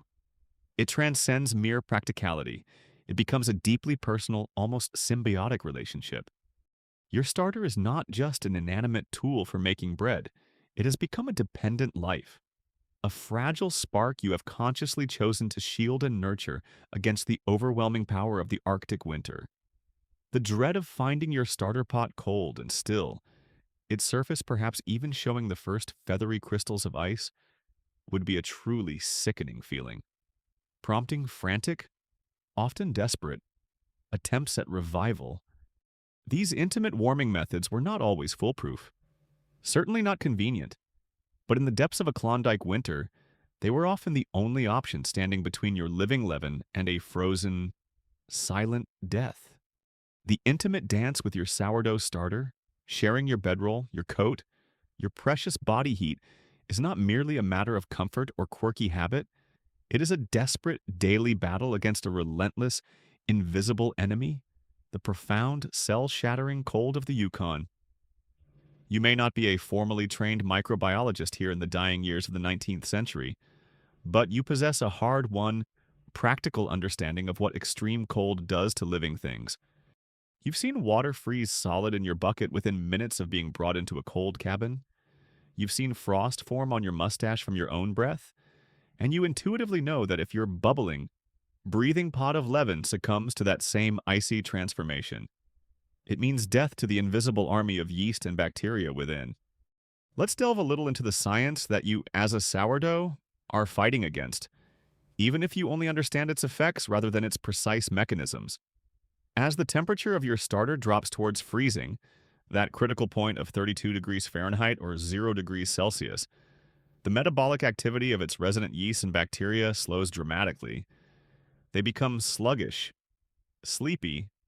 The vigorous bubbling you cherish diminishes.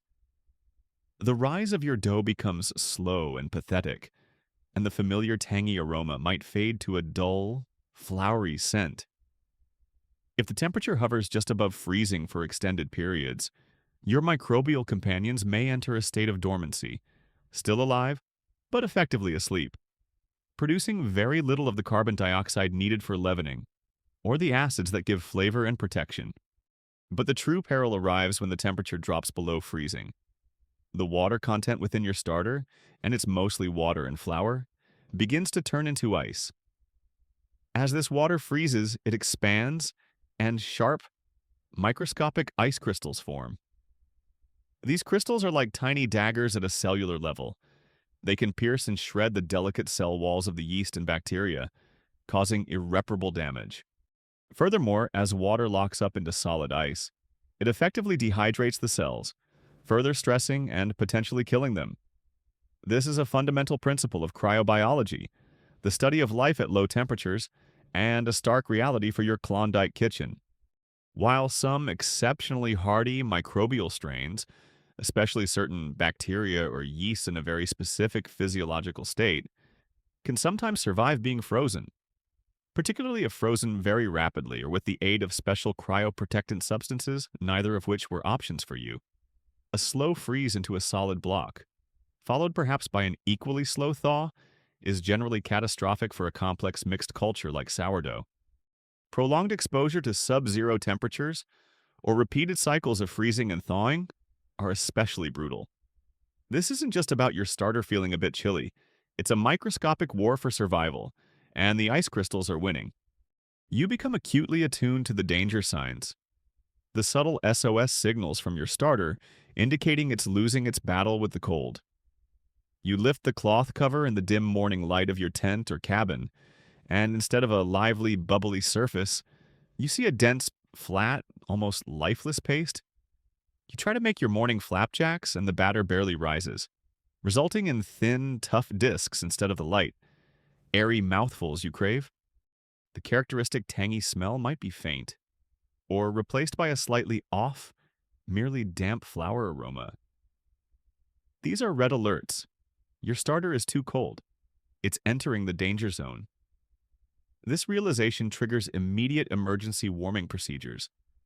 You might gently bring it closer to your Yukon stove or campfire, rotating it carefully to ensure even, gentle warming, terrified of overheating one side while the other remains chilled.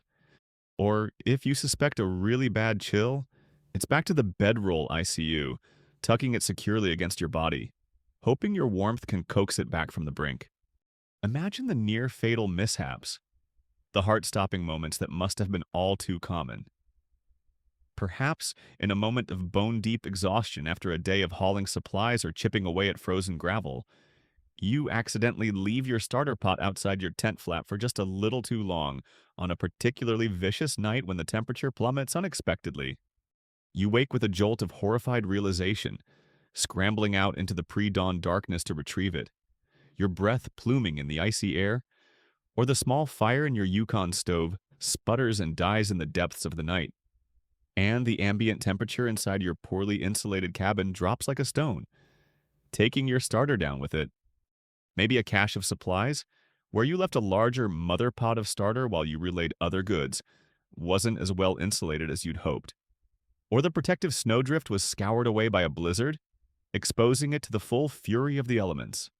Or during a perilous river crossing, your rickety, homemade boat ship's icy water, and your starter pot gets partially submerged, a chilling bath that sends its temperature plummeting. The moment of truth is when you anxiously inspect it. Is it just very, very cold and deeply dormant?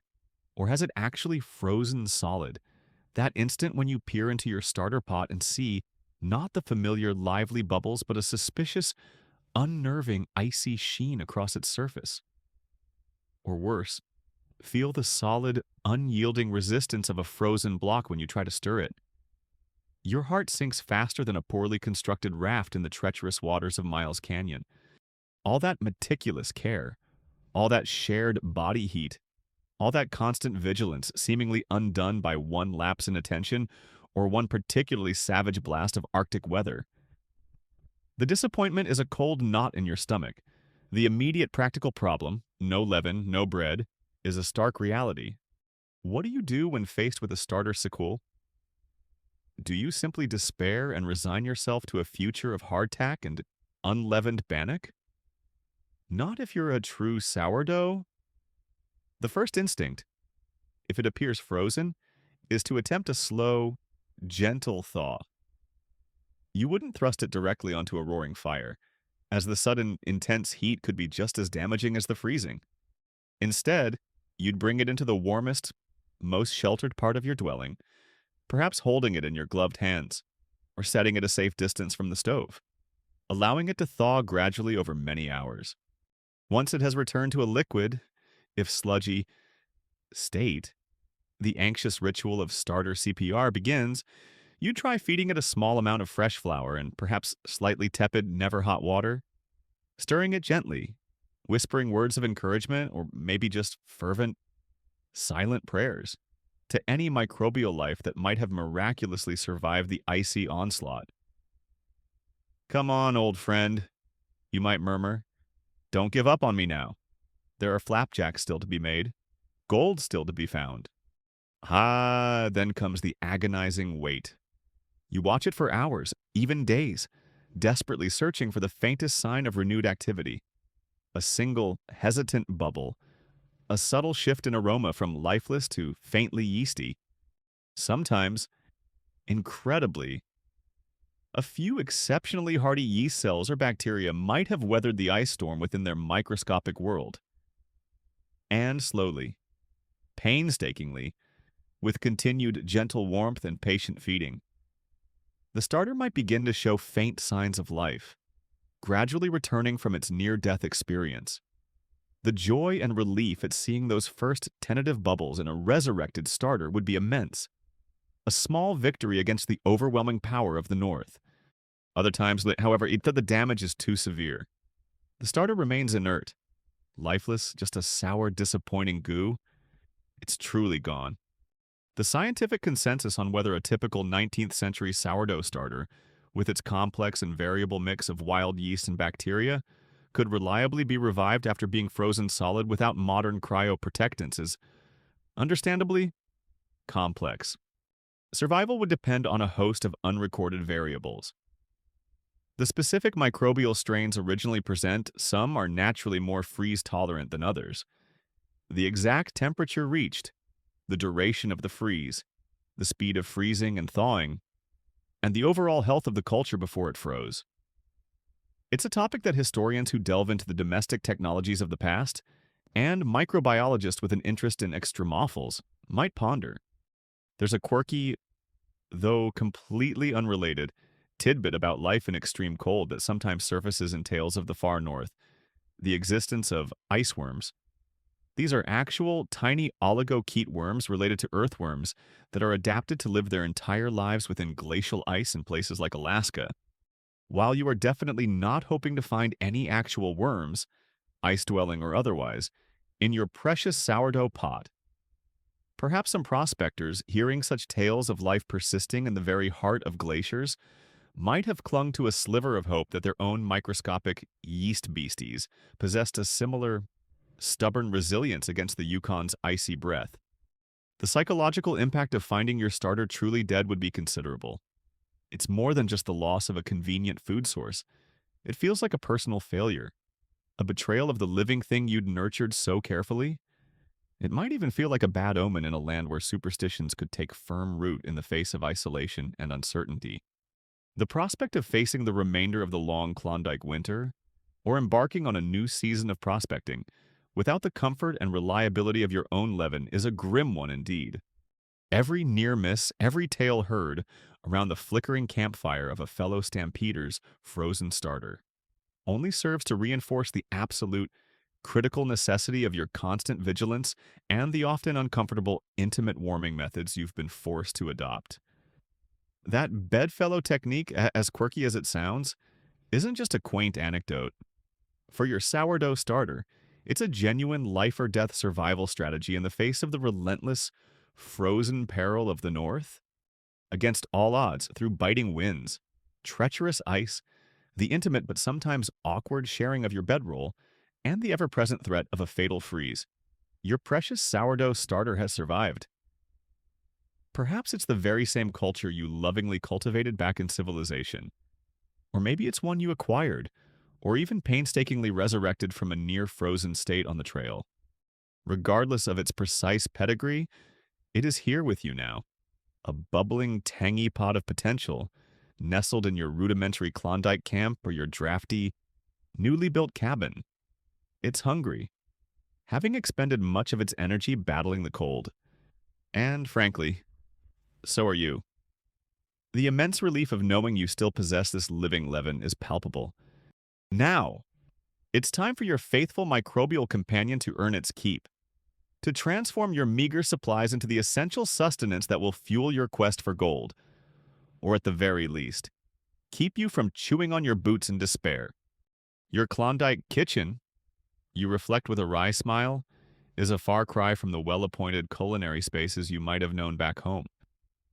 It might be the smoky, flapping entrance of your canvas tent, a rough-hewn plank table in the corner of a drafty log cabin chinked with moss, or simply an open campfire surrounded by a few blackened rocks.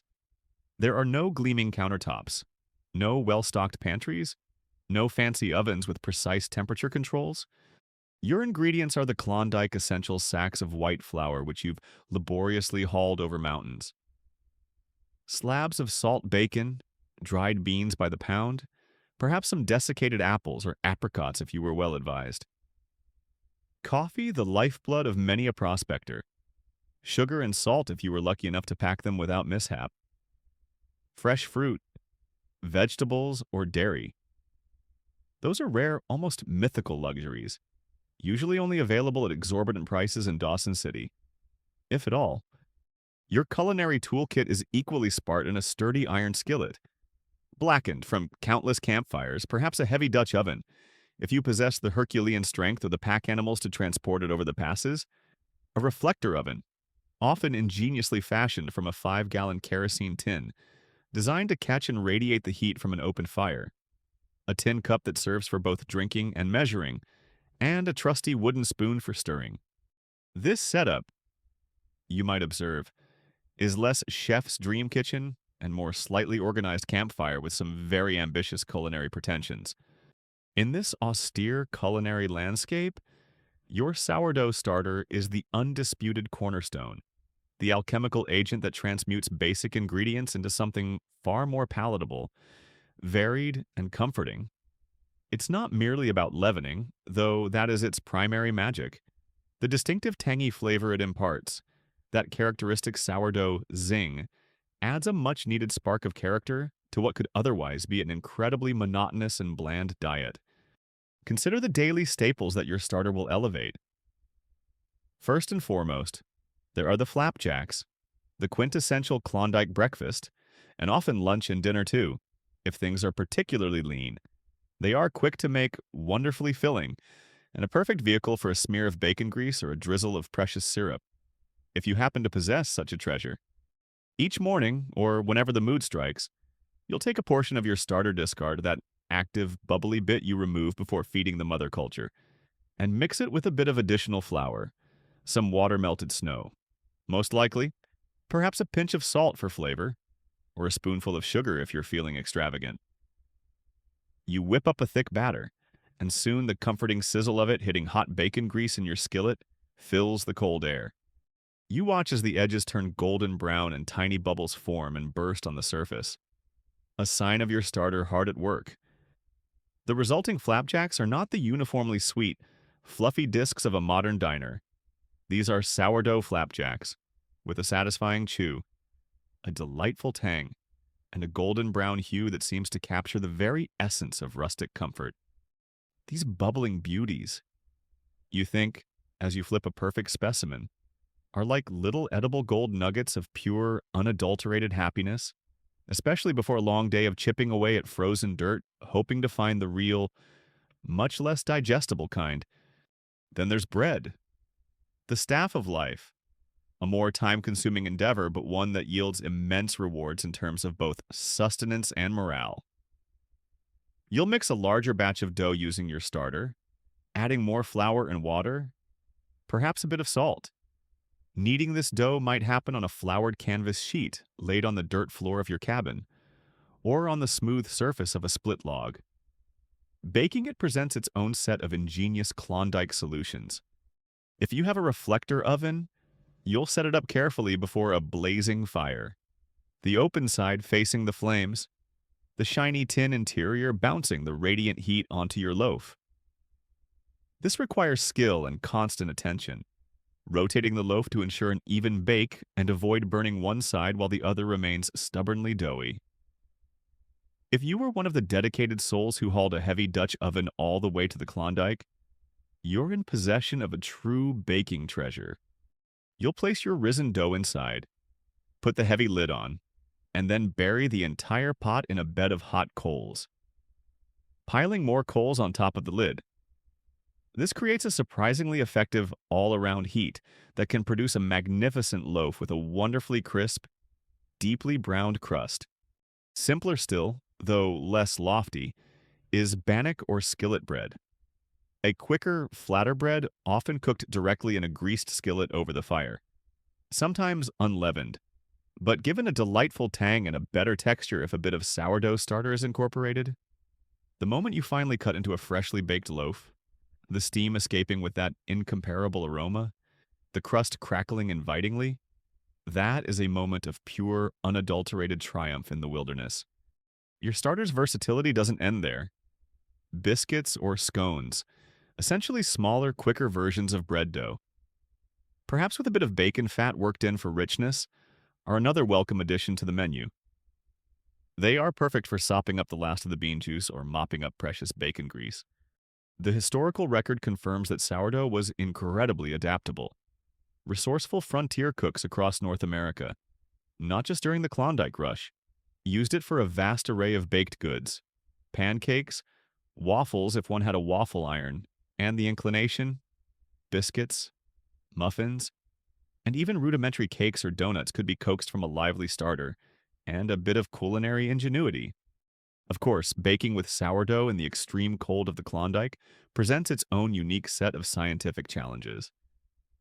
Fermentation is a temperature-sensitive process. Everything slows down considerably in the cold. The proofing times for your bread dough, that period where you let it rise before baking, will be significantly longer than you might be used to in a warmer climate. You learn to become a master of finding and creating warm spots for your dough to do its work, nestled near the Yukon stove but not too near, wrapped in your warmest blankets, or even, yes, tucked into your bedroll for a preliminary rise. Your starter itself might be less vigorous on particularly cold days, its bubbling activity more subdued, which will directly affect the leavening power and the final texture of your baked goods. You learn to adapt your recipes, your expectations, and your timing. Baking up here, you might quip to a fellow sourdough, is about 50% ingredients, 50% strategic thermal management, and 100% blind faith and hoping for the best. Despite the challenges, the flavor and variety that your sourdough starter brings to your diet are a profound relief. That characteristic tangy note cuts through the monotony of a menu heavily reliant on preserved meats and starchy staples. It makes simple, even meager, ingredients feel more special, more considered. Even a slightly misshapen loaf, or one that's a bit too dark on one side from an errant campfire flare-up, is a treasure to be savored. The nutritional impact of a diet so heavily reliant on sourdough-leavened carbohydrates in the Klondike is a topic that historians and nutritionists sometimes ponder. Did the long fermentation process inherent in sourdough actually make the nutrients in the flour more bioavailable? Did it offer other subtle health benefits beyond simple leavening? Particularly important in a diet that was often severely lacking in fresh produce and essential vitamins. While a sourdough diet alone would hardly compensate for major dietary deficiencies like scurvy, it's plausible that the fermentation process might have conferred some small advantages, such as increased mineral absorption or improved digestibility, compared to simple unleavened flour products. Beyond the well-trodden paths of bread and flapjacks, were there any truly quirky or fringe culinary uses for sourdough starter in the Klondike? Born of desperation or perhaps a bizarre flash of camp stove inspiration, while most applications undoubtedly focused on staple baked goods, some old sourdough traditions from other frontier eras hint at using excess starter in unexpected ways, perhaps to add a bit of body and tang to a thin gravy.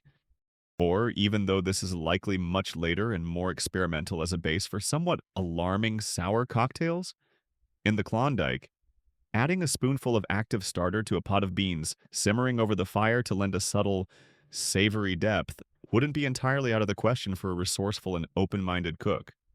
Probably best not to inquire too closely about the exact ingredients in Trapper Pete's mystery stew on a particularly lean day.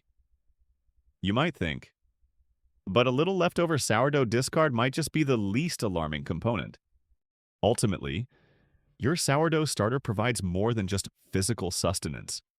The act of baking, the familiar, comforting smells of yeast and warm flour, these are powerful sensory links to a life left behind, to home, to civilization, to a sense of order and domesticity in a wild, untamed, and often brutal environment. Sharing a freshly baked loaf or a stack of hot flapjacks with your trail companions or a lonely neighbor on an adjoining claim fosters camaraderie and goodwill. It's a small, tangible piece of normalcy, a controllable, creative act in a world where so much is unpredictable and beyond your control. Your Klondike campfire cuisine, powered by the quiet, persistent alchemy of your sourdough starter, is a testament to human resilience, ingenuity, and the enduring need for both bread and hope. Your little pot of bubbling sourdough starter, so carefully nurtured through freezing nights and jolting trail days, has become more than just a means to leaven your daily bread and flapjacks. In the close-knit, yet often fiercely independent, communities of the Klondike goldfields, whether it's a sprawling tent city like those at the foot of the passes, a bustling hub like Dawson City, or a collection of a dozen isolated cabins on a remote creek, your starter begins to play a subtle but significant role in the very fabric of social interaction. Its presence, or indeed its absence, can influence relationships, foster community, and sometimes, unfortunately, even lead to tension or sorrow. The aroma of your baking bread, that warm, yeasty, slightly tangy scent drifting from your tent flap or cabin chimney, is an almost irresistible beacon in the often bleak landscape. It can draw visitors like moths to a flame. Some might be merely curious, chichacos perhaps, marveling at the fact that you can produce such a wonder in these primitive conditions. Others might approach with a hopeful, slightly envious expression, their own culinary efforts perhaps limited to hardtack and beans.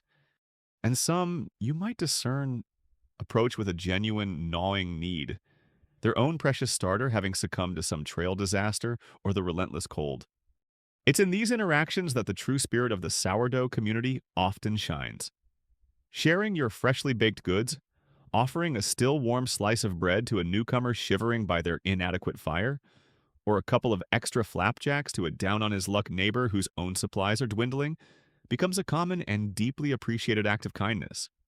It's a small gesture that costs you little beyond a bit of your laboriously hauled flour, but it builds immense goodwill, fostering a sense of camaraderie in a place where your neighbor's survival might one day impact your own. This principle of mutual aid and the existence of informal support networks were absolutely crucial for survival in the Klondike communities. It wasn't just about sharing food, it extended to helping each other build cabins, haul supplies, nurse the sick, and offer companionship against the profound isolation. The sharing of sourdough in this context is a perfect edible example of that essential community spirit. Beyond sharing the finished product, there's an even more significant act of generosity sharing a pup from your own vigorous starter. If your culture is healthy and thriving, after each feeding it grows, often producing more than you immediately need for your own baking. To give a portion of this living, breathing leaven, a pup or a baby, to someone whose own starter has tragically perished, or who arrived in the Klondike without one, is a profound gift. You are, quite literally, sharing a piece of your lifeline, a culture you've painstakingly kept alive. This act creates a tangible bond, a connection not just between two people, but between their respective culinary futures. The starter passed from your pot to theirs carries a bit of your own history, your own resilience, and the hope that it will thrive in new hands. Here you go, friend, you might say, ladling a bubbling scoop into their offered tin cup. Treat her well, feed her regular, keep her warm, and she'll see you right. A particularly robust, reliable, or perhaps just well-reputed sourdough starter might even become a coveted item for trade or barter. In a cash-poor, resource-scarce environment, your lively Bonanza Bubbles or Klondike Miracle could be worth more than just its constituent flour and water. I'll trade you a generous pup of my best starter, guaranteed to raise a flapjack in a blizzard. You might offer, for a couple of those extra coffee beans you've been hoarding, or perhaps a share of that dried caribou meat you were lucky enough to get. This isn't just swapping ingredients, it's trading in resilience in established microbial success. Your starter has a reputation, a brand, built on its performance in the face of adversity. But human nature, even in the shared hardship of the Klondike, has its darker currents. Where there is value, there is also the potential for envy, desperation, and even dishonesty. Imagine the temptation for someone whose own starter has died, who faces a monotonous diet of unleavened fare, and who sees your thriving pot perhaps left momentarily unattended. Might they be driven to steal a portion? Or even the entire culture? It would be a truly desperate and despicable act, a significant breach of the unwritten codes of camp etiquette, a betrayal of that communal spirit. Stealing a man's poke of gold dust is one thing, a recognized crime of avarice. You'd think with disgust. But stealing his sourdough starter? That's a direct assault on his comfort, his self-sufficiency, his very means of making the wilderness tolerable. That's a declaration of culinary war, and probably grounds for some serious camp justice. Proving such a theft would be difficult, of course. One bubbling pot of fermented flour looks much like another to the untrained eye, though its owner would know its particular habits and aroma intimately. Less overtly criminal, but still underhanded. Might be acts of deception. Someone with a weak, struggling, or nearly dead starter might try to pass it off as vigorous and healthy in a trade, hoping to acquire something of value before their own culture gives up the ghost entirely. "Oh yes, this starter here," they might say, trying to casually waft a non-existent yeasty aroma towards you. "She's a real champion. This one. Just a bit sleepy this morning. Catching up on her rest. You know, needs a good long nap by the fire. That's all she needs." Buyer beware. Even in the sourdough market, beyond deliberate acts of malice or deception, sorrow often arrived in the form of accidental loss.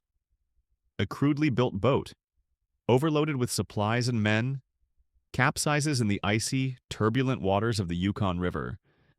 Your starter, along with your tent, your tools, and perhaps even a companion, sinks to the silty bottom, lost forever.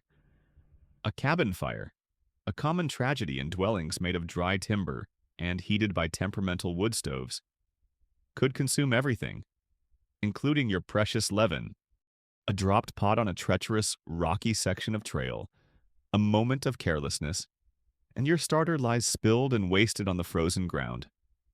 Or perhaps a raid by hungry camp dogs, or even a bolder wolf or bear, drawn by the scent of food, results in your starter pot being overturned and devoured.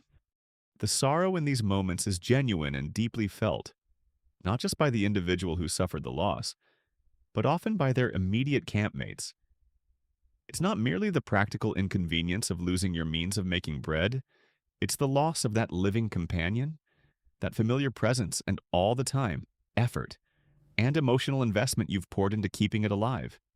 When word goes around that poor Svensson lost his starter when the river took his canoe, others who still possess their own might rally around, offering sympathy and, if they can spare it, a precious pup to help him get reestablished. It's a quirky, though perhaps not entirely surprising, aspect of frontier life that superstitions could attach themselves even to something as mundane as a sourdough starter. You might hear hushed tales of cursed starters that seemed to bring misfortune, or lucky ones that were anecdotally associated with their owner's good fortune in finding gold. They say One-Eyed Jack's starter always went flat and sour right before he was about to hit a dry spell on his claim. A grizzled prospector might confide, and Madge McMurtry swore her Yukon Queen starter actually bubbled in the direction of gold. Found a nice little nugget that way. She did. Or so she claims after a few slugs of hooch. Such tales, whether believed or not, add another layer to the mystique and the shared culture surrounding these bubbling pots. Then there's the ethical quandary of starter scavenging. What if you stumble upon an abandoned campsite, the previous occupants clearly having moved on in a hurry, perhaps due to illness, a richer strike elsewhere, or simple discouragement? And there, amidst the scattered remnants of their hasty departure, you find a starter pot, seemingly forgotten, but, upon closer inspection, showing faint signs of life.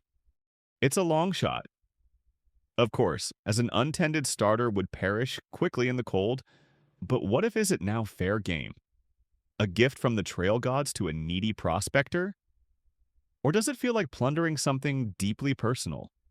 Almost like reading someone's lost diary, the unwritten codes of conduct among stampeders regarding abandoned property versus the pressing needs of communal survival in extreme situations are something that historians still debate, with necessity often blurring the lines of conventional morality.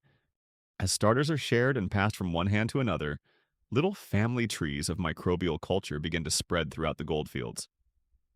My starter, you might proudly tell a newcomer, she's a direct descendant of Old Man Hemlock's Chilkoot Conqueror, which he got from a fellow who brought it all the way from San Francisco back in '97. This creates a sense of lineage, a connection to the past and to the wider community of sourdoughs. Losing your starter, especially if you're isolated and unable to easily obtain a new one, is a significant blow not just to your stomach, but to your morale. It means a return to the grim monotony of hardtack, unleavened bannock, or endlessly boiled beans.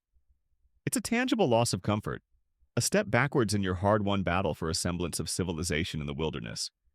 The extraordinary efforts people would undertake to protect their starters, the sharing, the sorrow at their loss, all underscore the profound emotional and practical value of these prized, bubbling possessions in the demanding world of the Klondike.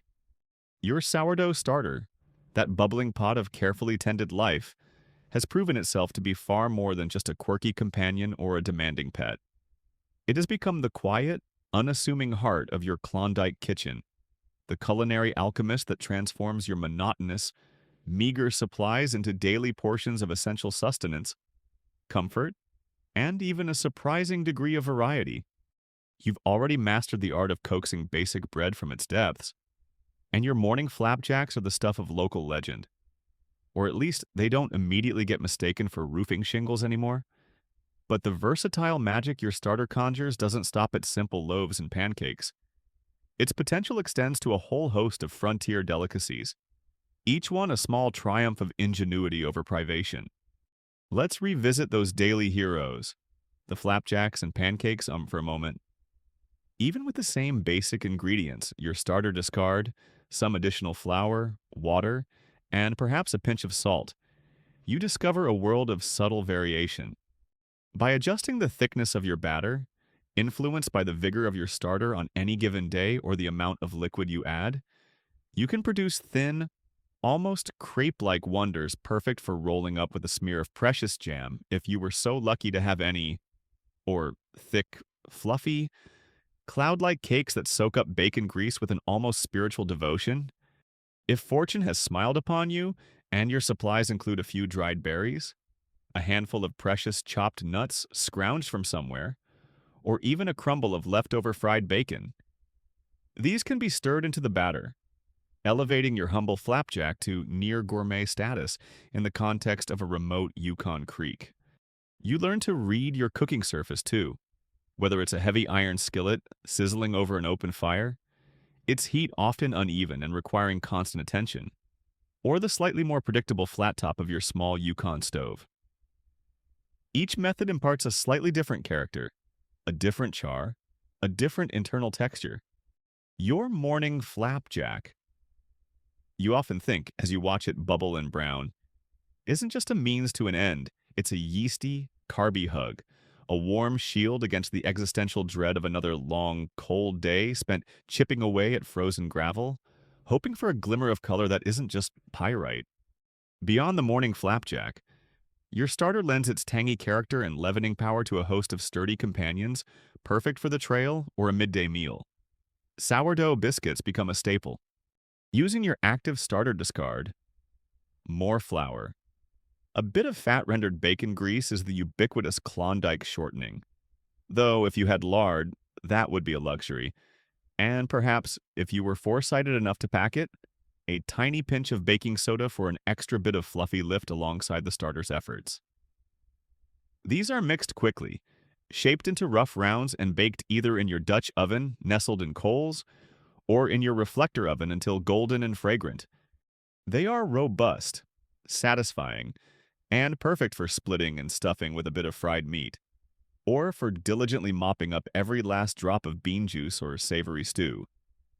Sourdough scones or griddle cakes, similar in composition but perhaps a little sweeter if sugar or molasses could be spared, cooked directly on a greased griddle or the skillet, offer another quick and comforting option. And even the traditional, often unleavened trail bread known as bannock can be enhanced by the addition of sourdough starter. While classic bannock is a simple mix of flour, water, and perhaps salt, cooked quickly in a pan or on a stick over the fire. Incorporating some starter discard into the dough can lend it a more complex, tangy flavor, a slightly lighter texture, and arguably improved keeping qualities. If your luck in the goldfields has been particularly good, or if you've managed your supplies with exceptional prudence, you might even venture into the realm of what could be considered Klondike luxury baking muffins and simple quick breads. Should you have access to more rarefied ingredients like a handful of dried apples or raisins, some precious chopped nuts a true rarity, a pinch of cinnamon or nutmeg even more unlikely. But a man can dream, or a more generous allotment of sugar or dark. Treacly molasses. Your sourdough starter can be the base for these special treats, baked in makeshift muffin tins, perhaps repurposed and meticulously cleaned empty food tins, or as small, dense loaves. These would be cause for genuine celebration, a sweet, fragrant reminder of a more bountiful world, and a powerful morale booster in the long, dark days of winter. Resourcefulness was the hallmark of frontier cooks across North America, and it's a well-documented historical fact that they showed incredible creativity in adapting basic sourdough recipes to incorporate whatever limited flavorings or special ingredients came their way. The contribution of your sourdough starter extends far beyond mere leavening.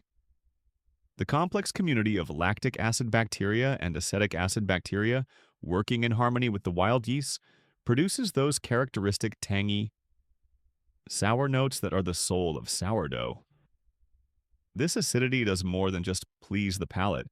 It can help to cut through the richness of the often very fatty foods that make up a large part of your diet, like salt bacon or fatty game meat. It adds a depth of flavor, a certain je ne sais quoi, to otherwise bland and monotonous starches.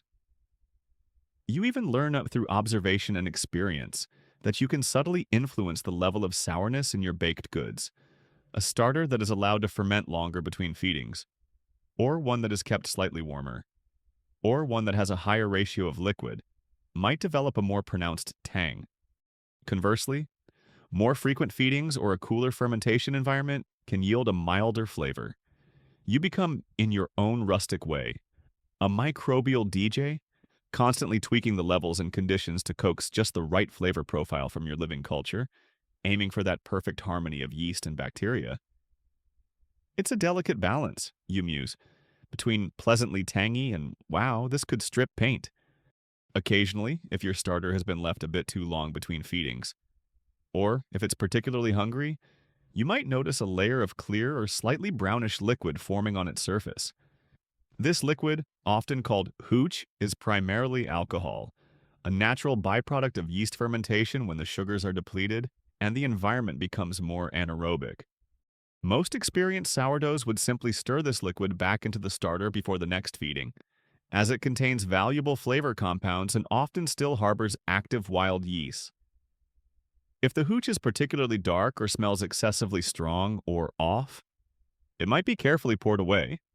Now, it's a quirky and probably ill-advised fringe tidbit that some particularly desperate or experimentally minded individuals on various frontiers might have actually contemplated, or even attempted, to drink this hooch. However, the alcohol content would likely be relatively low and the flavor profile distinctly unpalatable, yeasty, sour, and generally unpleasant. Probably best to stick to your lukewarm coffee for your daily tipple. You'd wisely conclude, unless your definition of a good time involves a shot glass full of regret with a yeasty chaser, while its primary domain is undoubtedly baked goods, one might speculate about other, more unconventional uses for sourdough discard in a pinch. Could a spoonful or two of active, tangy discard be stirred into a thin, watery stew to add a bit of body and a subtle, savory depth if other thickeners like flour were running critically low? Or could it lend a certain piquancy to a pot of beans? While not its intended purpose, and certainly not for leavening in such a context, the resourcefulness of a Klondike cook faced with limited options should never be underestimated. The true alchemy of your sourdough starter lies in its regenerative quality, the never-ending pot principle. As long as you continue to care for it, to feed it with your precious flour and water, it will continue to provide you with the means to create sustenance, comfort, and variety. It is a living, breathing, bubbling promise of another meal, another small pleasure, in a land that offers few certainties. Reconstructing what might be termed authentic Klondike sourdough recipes is a fascinating challenge for culinary historians today. Written recipes from the stampeders themselves are scarce. Much of the knowledge was passed orally, or adapted intuitively by individuals based on the ingredients they had, the conditions they faced, and the specific behavior of their own unique starter. There was no single Klondike sourdough recipe, but rather 1,000 variations on a theme, each one a testament to individual ingenuity. Your starter, then, is your culinary familiar, your microbial partner in the daily transformation of the mundane into the vital. It takes the simplest, most basic elements, flour, water, and the wild, invisible life of the air, and through its quiet, persistent fermentation, it conjures forth the comforting aroma of baking bread, the satisfying chew of a hearty flapjack, the tangible warmth of a biscuit held in a cold hand. This daily alchemy is more than just cooking. It's an act of creation, a source of pride, and an essential thread in the fabric of your survival, making the incredibly harsh, demanding, and often lonely life in the Klondike just a little more bearable, one tangy, life-sustaining mouthful at a time. The great Klondike gold rush, that incandescent fever dream that gripped the world, eventually, as all such fevers do, begins to cool. The peak years of 1897 and 1898, with their desperate human torrents flooding over the passes and down the Yukon River, give way to a more consolidated, industrialized form of mining, or simply to the dawning realization for many that the easily accessible gold is gone, if it was ever truly there for them. Many stampeders, Their hopes dashed or their pockets only modestly lined if at all, begin the long journey home, leaving the harsh beauty and bitter disappointments of the North behind them. Others, captivated by the wild allure of the Yukon and Alaska, or perhaps with nowhere else to go, choose to stay, becoming true settlers, the foundation of new northern communities. But for you, whether you are among those who depart or one of the hardy souls who remain, your sourdough starter, that faithful, bubbling companion you've nurtured through thick and thin, begins to transform in value. It's no longer solely a critical tool for immediate survival in a food-scarce wilderness. It starts to become something more profound, something deeply personal, a living souvenir, a tangible, yeasty memento of an extraordinary, life-altering chapter of your existence. Every time you lift the cloth from its crock, every time you inhale its familiar tangy aroma, every time you feed it your now practiced measure of flour and water, it's not just a culinary ritual, it's an act of remembrance. The starter evokes vivid sense memories, the biting cold of the Chilkoot summit where you clutched it to your chest for warmth, the smoky haze of 100 trailside campfires where its bubbling presence promised a warm meal, the camaraderie of sharing flapjacks with fellow prospectors, the quiet satisfaction of pulling a perfectly baked loaf from a makeshift oven in your lonely cabin. A lump of gold, should you have been so lucky to find a significant one, is inert, a static symbol of past fortune. But your starter is alive, like a continuous, breathing thread connecting you to those intense, formative experiences. That little pot of bubbles, you might reflect, holding it gently, holds more genuine Klondike history than a display case full of nuggets. It's seen things, and it actually contributes to breakfast, which is more than can be said for most historical artifacts. And so, the idea of passing it on, of ensuring its continued existence beyond your own stewardship, begins to take root. If you return to the outside, back to a life with bakeries and readily available yeast, you might still choose to maintain your Klondike starter, a nostalgic link to your adventurous past, and as years turn into decades, you might decide to gift a portion, a pup, to your children, or even your grandchildren. Imagine that moment. Here you go, youngsters, you might say, your voice perhaps a little raspy with age. This isn't just any old sourdough starter. This here came over the Chilkoot Pass with me back in '98. It's seen blizzards that freeze the whiskers off a polar bear and kept us from starving more times than I can count. You treat it with respect.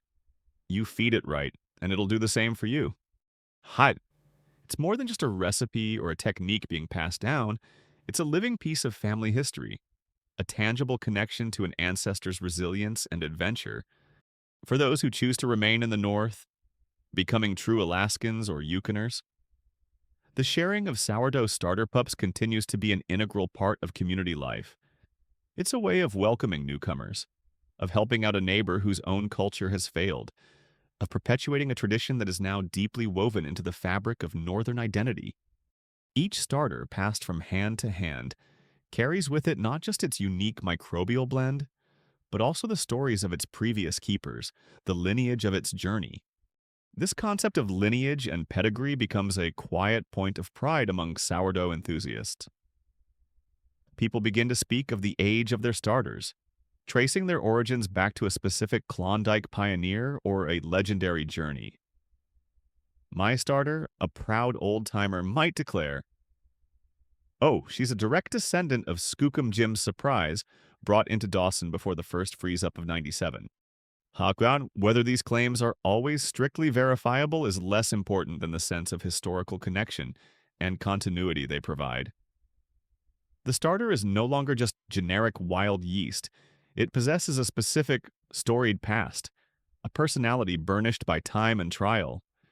And it's a well-documented historical fact that many families in Alaska and the Yukon today still cherish and actively bake with sourdough starters that are claimed, often with fierce pride, to be direct, unbroken descendants of those original cultures brought over during the Klondike Gold Rush. This tradition is a significant and beloved part of their regional identity and culinary heritage. Your starter then becomes more than just a leavening agent, it becomes a symbol, an emblem of the northern experience. Just as the term sourdough evolved to describe the resilient, self-sufficient people who carved a life out of that harsh land, the living culture itself embodies those same qualities. It is adaptable, capable of surviving incredible adversity with the right care. It represents the ingenuity required to make something nourishing and good from the simplest of ingredients in the most challenging of environments. Baking with a genuine Klondike starter becomes a way of participating in that legacy, of honoring the spirit of those who came before. It's a quirky and rather charming aspect of this evolving sourdough folklore that specific, named starters sometimes took on almost legendary personas. You might hear tall tales around a pot-bellied stove in a general store about Old Groaner, a starter so ancient and potent that its owner swore it would make a distinct groaning sound as it bubbled furiously after a feeding. Or Sure Rise Sal, a mythical culture that supposedly never failed to produce a perfect loaf, no matter how cold the cabin or how distracted the baker. Then there was Whiskey Creek Joe's starter. A local might add with a twinkle in their eye. They say it had a kick like a mule and could leaven a cannonball. Probably because Joe was known to feed it with a little something extra from his flask on particularly cold nights.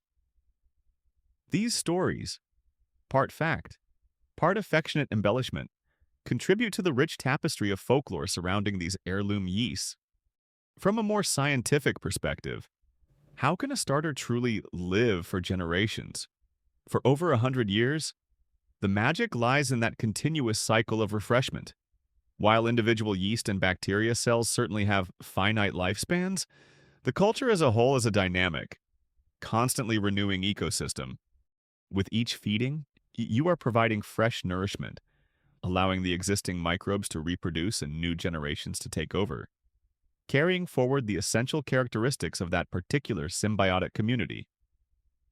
The specific strains of yeast and bacteria within an heirloom starter might gradually evolve or adapt over many decades, subtly influenced by changes in the flour it's fed, the water it receives, and the ambient temperatures of its environment.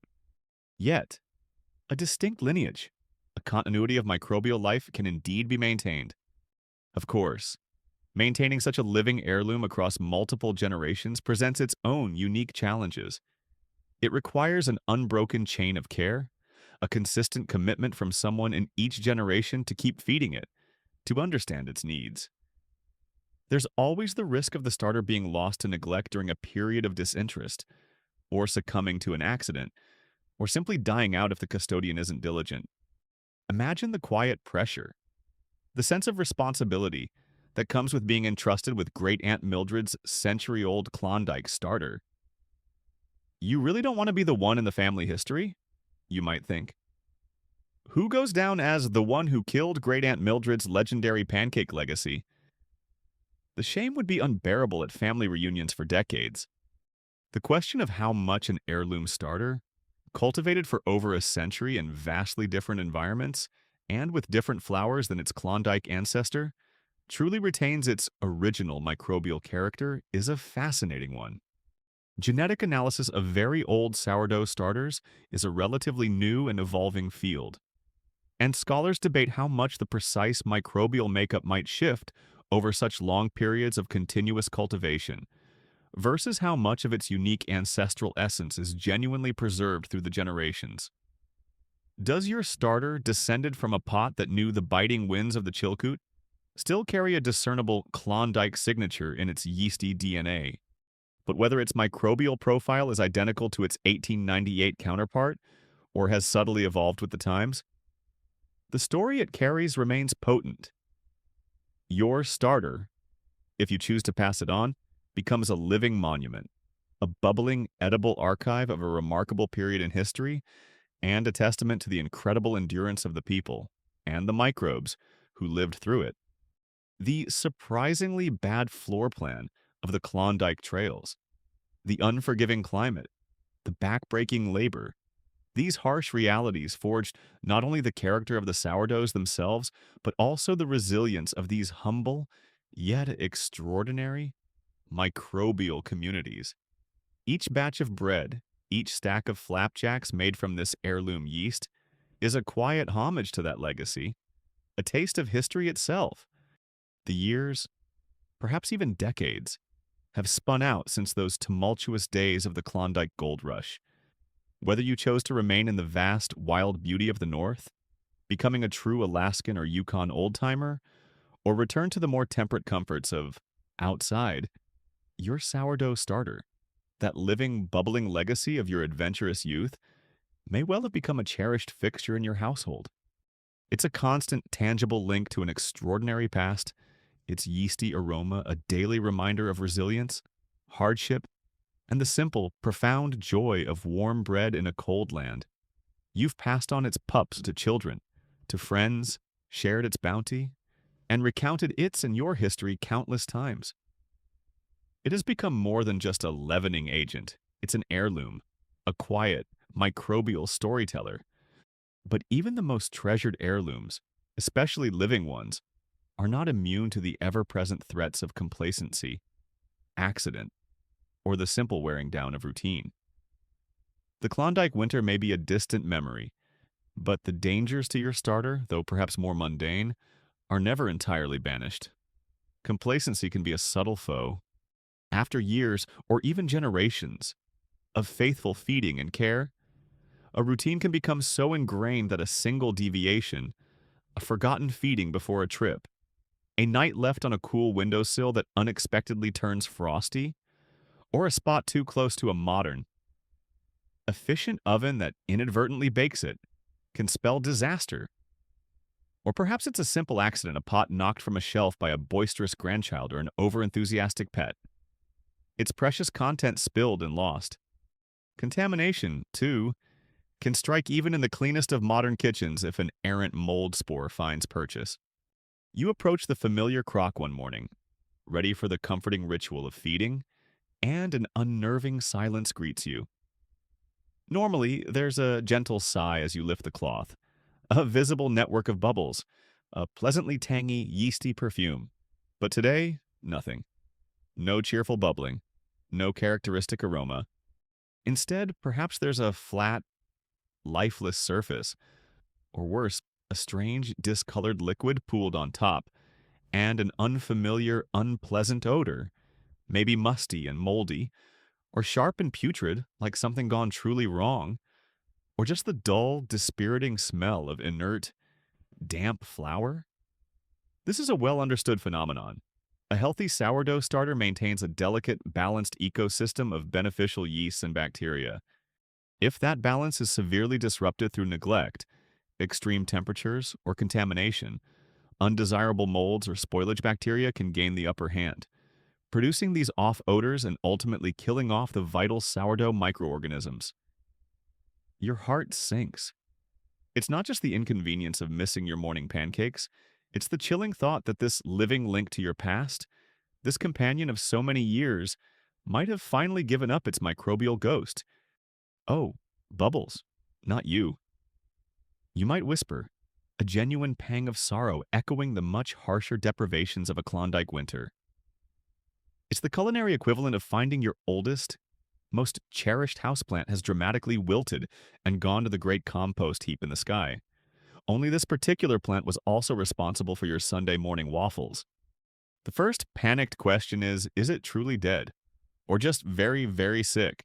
You become a sourdough detective, assessing the damage. Are there visible signs of aggressive mold, particularly pink, orange, or black molds, which are generally considered a death sentence for a starter? Their spores and byproducts potentially harmful. Some old hands might say a tiny bit of common white surface mold can be carefully scraped off if the starter, underneath, still smells and looks otherwise healthy. But this is a risky proposition, and modern food safety would generally advise against it. How long has it been since its last proper feeding? Was it accidentally exposed to extreme heat? Or did it perhaps get pushed to the back of the refrigerator and forgotten, becoming a near-frozen, dormant relic? If there's even a sliver of hope, If the smell isn't utterly repugnant and there's no horrifying alien life form visibly colonizing the surface, you might embark on what can only be described as starter CPR. Your emergency toolkit is simple fresh flour, perhaps a nutrient-rich whole grain variety like rye or whole wheat, which can sometimes coax a struggling culture back. Clean, non-chlorinated water, a meticulously clean jar, consistent gentle warmth, and an almost job-like patience. If there appears to be any salvageable portion, perhaps a spoonful from deep within the crock that still looks somewhat normal, you'll carefully rescue that tiny amount, transferring it to the clean jar and regretfully discarding the rest. It feels a bit like triage in a microbial emergency room, you think? Hoping this one small survivor carries the full genetic code for future flapjacks? Then begins the intensive care regimen, small, frequent feedings. Instead of your usual daily or twice daily routine, you might feed this tiny, struggling remnant every few hours, or at least twice a day, with just a small amount of fresh flour and water, trying to provide an easily digestible feast for any remaining viable yeast and bacteria, encouraging them to multiply and regain their strength. You'll keep it in the warmest, most stable spot in your house, perhaps in a turned-off oven with just the pilot light on if you have such an ancient appliance, or in a sunny spot, or even employing that old Klondike trick of your own body heat by keeping the small jar in a pocket. If you're truly dedicated, you're essentially running a tiny yeast and bacteria rehabilitation center, with yourself as the chief and only physician, pharmacist, and hopeful cheerleader. The waiting game is agonizing. You peer into the jar countless times a day, scrutinizing it for the slightest, most hesitant sign of life. Is that a tiny bubble forming? Or just an air pocket? Is that a faint, familiar yeasty tang returning to its aroma? Or are you just imagining it out of sheer wishful thinking? Hours can stretch into days with no discernible change, and your hope may begin to dwindle. It's a quirky and often debated aspect of sourdough folklore. The various secret ingredients or methods people swear by for reviving a seemingly hopeless starter. You might recall Great Aunt Esmeralda's legendary and highly suspect technique involving a splash of flat beer, a pinch of ginger which does contain some wild yeast, or even burying the pot in the garden under a full moon. While the science behind such folk remedies is dubious at best, fresh flour, clean water, and appropriate warmth are the true restoratives. The desperation to save a cherished starter can lead people to try almost anything. At this point, you might sigh looking at the stubbornly inert mixture. I'm half tempted to try serenading it with a soulful ballad about the joys of fermentation, but I suspect it prefers flour. Sometimes, despite all your best efforts, all the coaxing and coddling, the starter is truly, irrevocably gone. The silence in the pot is final. There are no more bubbles to be coaxed forth. The feeling is one of genuine loss, a surprising wave of sadness and frustration, perhaps even a twinge of guilt if its demise was due to your own oversight. It's the end of that particular living legacy, a tangible link to the past now broken. The practical implications are immediate: no more homemade sourdough bread, no more tangy pancakes from that specific, storied culture. If you're part of a community where sourdough is still valued, you might be able to obtain a new pup from a friend or neighbor, a fresh start, though it won't have the same history, the same direct connection to your Klondike adventures or your family's past, or you face the more daunting prospect of starting all over again from scratch. Patiently cultivating a new wild yeast culture from just flour and water, just as you or your pioneering ancestor might have done all those years ago. This can feel like a monumental step backward, a return to the very beginning of the sourdough journey. The precise point at which a neglected or abused sourdough starter transitions from merely deeply dormant or microbially imbalanced to certifiably, irreversibly dead is a topic that microbiologists and highly experienced bakers often debate with a certain gentle fervor. Some argue that even the most horrifically mistreated cultures can, with painstaking effort and an almost intuitive understanding of fermentation, sometimes be coaxed back to life if even a few hearty Key microbial cells remain viable and can be encouraged to repopulate. The line between mostly dead and all dead, as a famous fictional swordsman once noted, can indeed be quite blurry in the microbial world. If the starter that has ceased its bubbling was a true heirloom, one passed down through several generations, carrying the accumulated stories and culinary traditions of your family, the sense of loss is even more profound. It's like misplacing a precious family photograph album that also happened to be edible and capable of making delicious waffles. The specific taste, the unique character of that particular starter, the direct living link to great-grandpa's Klondike grit, those are now just memories, to be cherished but no longer directly experienced.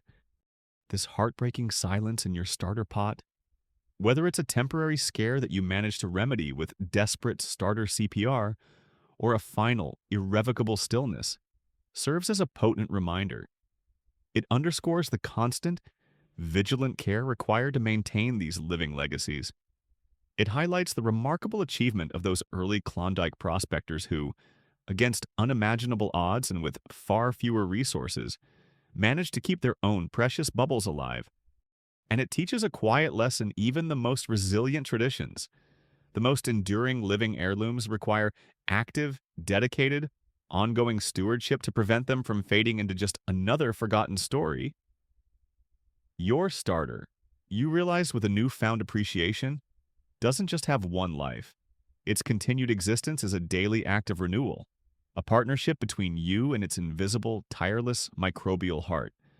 The incandescent, all-consuming fever of the Klondike Gold Rush, which had burned so fiercely through the final years of the 19th century, inevitably began to cool.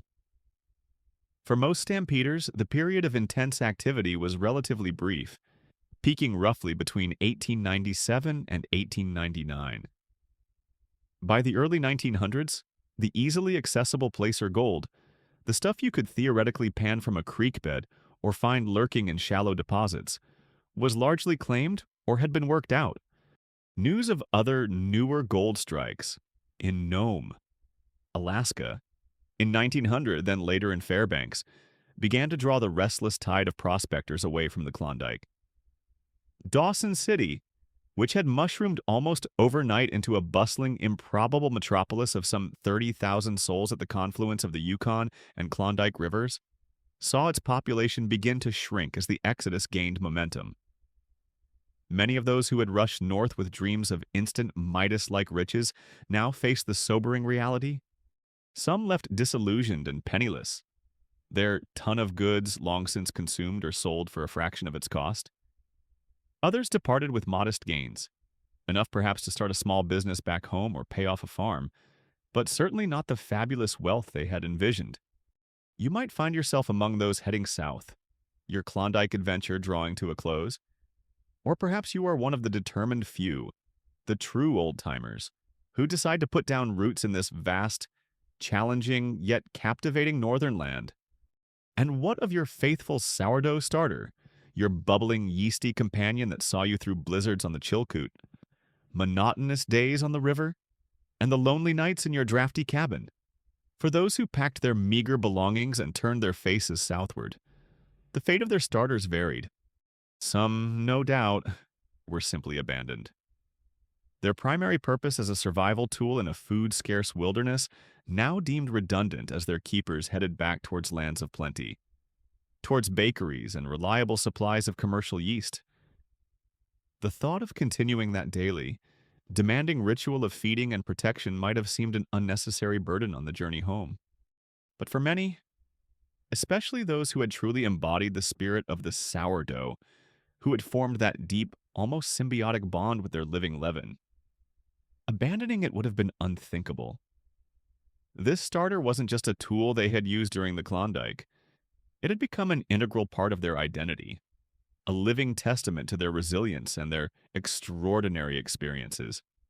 And so, these individuals would have carefully prepared their precious cultures for the journey south, perhaps by thickening them with extra flour to slow fermentation, or by carefully drying a portion into brittle flakes that could, with luck and skill, be revived later.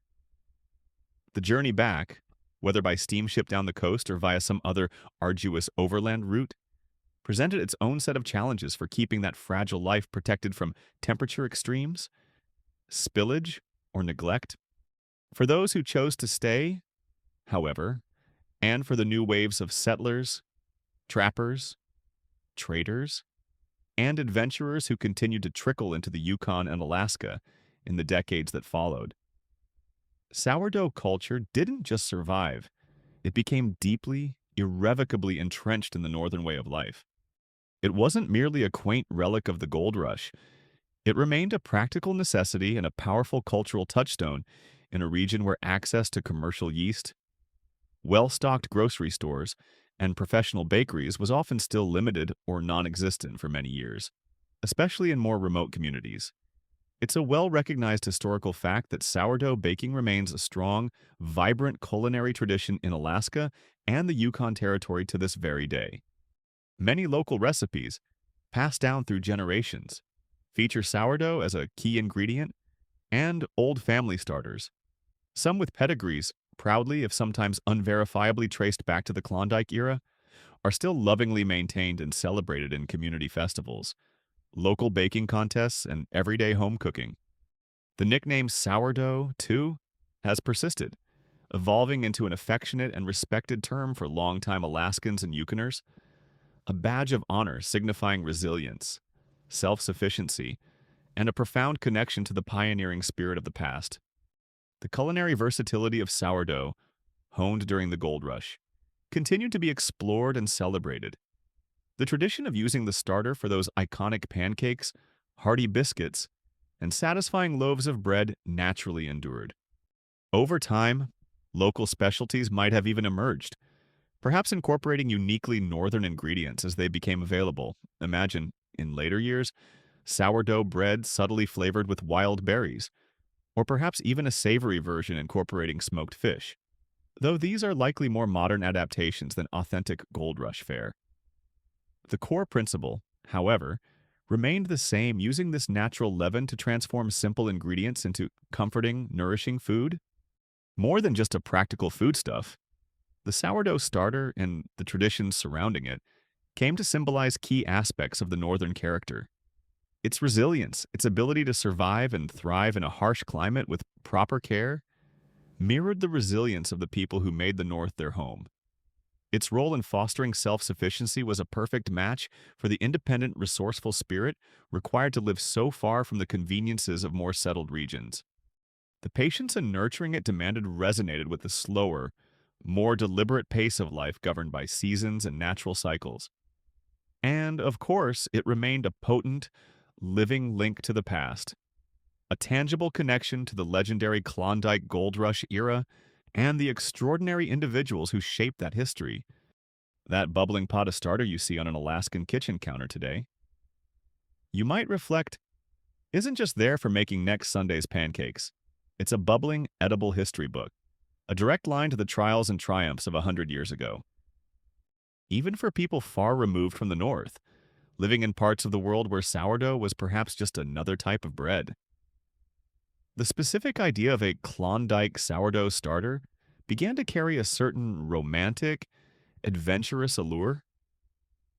As interest in traditional baking methods and heirloom food cultures has surged in more recent times, people actively seek out starters with a claimed Klondike lineage, hoping to capture a little piece of that rugged, pioneering history in their own kitchens, while proving a direct, unbroken microbial lineage back to a specific 1898 prospector's pot is, as we've discussed, exceptionally difficult without advanced genetic tools and meticulous record-keeping. The enduring fascination itself keeps the story and the legend alive and bubbling. Everyone wants a taste of that authentic gold rush grit. You might chuckle, even if it's just to impress their dinner guests. Oh, this bread, it's made with my genuine Klondike starter. It's got notes of adventure, despair, and a subtle hint of frozen desperation. The question of why certain food traditions, like sourdough baking in the North, persist so strongly and become so deeply embedded in regional identity is something that anthropologists and food historians often examine. They debate the various factors that contribute to such culinary longevity. Is it primarily the ongoing practical utility of the foodstuff itself, its powerful symbolic meaning and connection to cultural narratives, a deep-seated nostalgic link to a cherished past, or, most likely, a complex interplay of all these elements? Sourdough in Alaska and the Yukon seems to tick all those boxes. It's a quirky and rather modern testament to the dedication people have for their established sourdough cultures that services sometimes referred to as sourdough hotels or starter sitters have emerged in some places. These are essentially boarding services where individuals can leave their precious starters to be regularly fed and cared for while they travel, ensuring their living leaven doesn't perish from neglect. Imagine if the Klondike prospectors had access to such a convenience when they had to leave their claim for a few weeks to haul supplies from Dawson. Just popping down to 40 Mile to register my claim and pick up some beans. A stampeder might have said, "Could you watch my Yukon King while I'm gone? He's a bit particular, likes a warm spot by the stove after his morning feed, and a bit of rye flour on Tuesdays if you have it." This highlights the profound value placed on these living, bubbling companions, then and now. For the vast majority of those who stampeded north in search of fortune, the gold they found was minimal, often non-existent, or quickly spent. The true, lasting treasure they brought out of the Klondike, or cultivated by choosing to remain, was often intangible, indelible experiences, hard-won resilience, a deeper understanding of their own capabilities, and for some, this living, breathing, bubbling piece of their epic journey. The sourdough starter, in its quiet, persistent, and life-sustaining way, outlasted the feverish, frantic search for yellow metal. It continued to provide, to nurture, to connect, long after the last gold pan was rinsed and put away. The surprisingly bad floor plan of the gold rush trails, so unpredictable, so fraught with peril, so often leading to disillusionment and dead ends, stood in stark contrast to the reliable, life-sustaining output of a well-tended, well-loved sourdough starter. And so, as the Klondike Gold Rush receded into history, becoming the stuff of legend, poetry, and sepia-toned photographs, the quieter, more enduring legacy of its yeasty companion, the humble sourdough starter, continued to bubble away.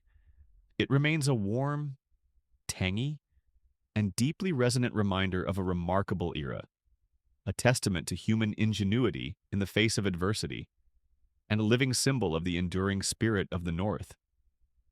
The bubbles indeed endure. The Yukon wind, which once bit so fiercely at your exposed skin as you battled the chilkoot or huddled by a sputtering campfire, now seems to soften, carrying only the faintest, most distant echo of those gold rush days. The frantic clang of picks against frozen gravel, the shouts of hopeful men, the mournful cries of sled dogs, these sounds have faded into the vast, quiet expanse of the northern wilderness, absorbed by the ancient mountains and the ever-flowing river. What remains, in the warm glow of memory and in the living traditions of the North, is something gentler, something more sustaining. It's the quiet satisfaction of a task completed, the comforting aroma of baking bread, the shared warmth of a simple meal in good company. The harsh realities of the Klondike, its brutal cold, its backbreaking labor, its often crushing disappointments, have, with the passage of time, become burnished into a legendary tale of human endurance and the indomitable quest for something more. And at the heart of that tale, a small, persistent, bubbling presence continues to offer its quiet sustenance. As you drift now from these thoughts of frozen trails and yeasty comforts, may your own dreams be filled with a gentle warmth, a sense of peace, and the comforting knowledge that even in the harshest of landscapes, life, in its myriad forms, finds a way to endure, to connect, and to provide. Sweet dreams.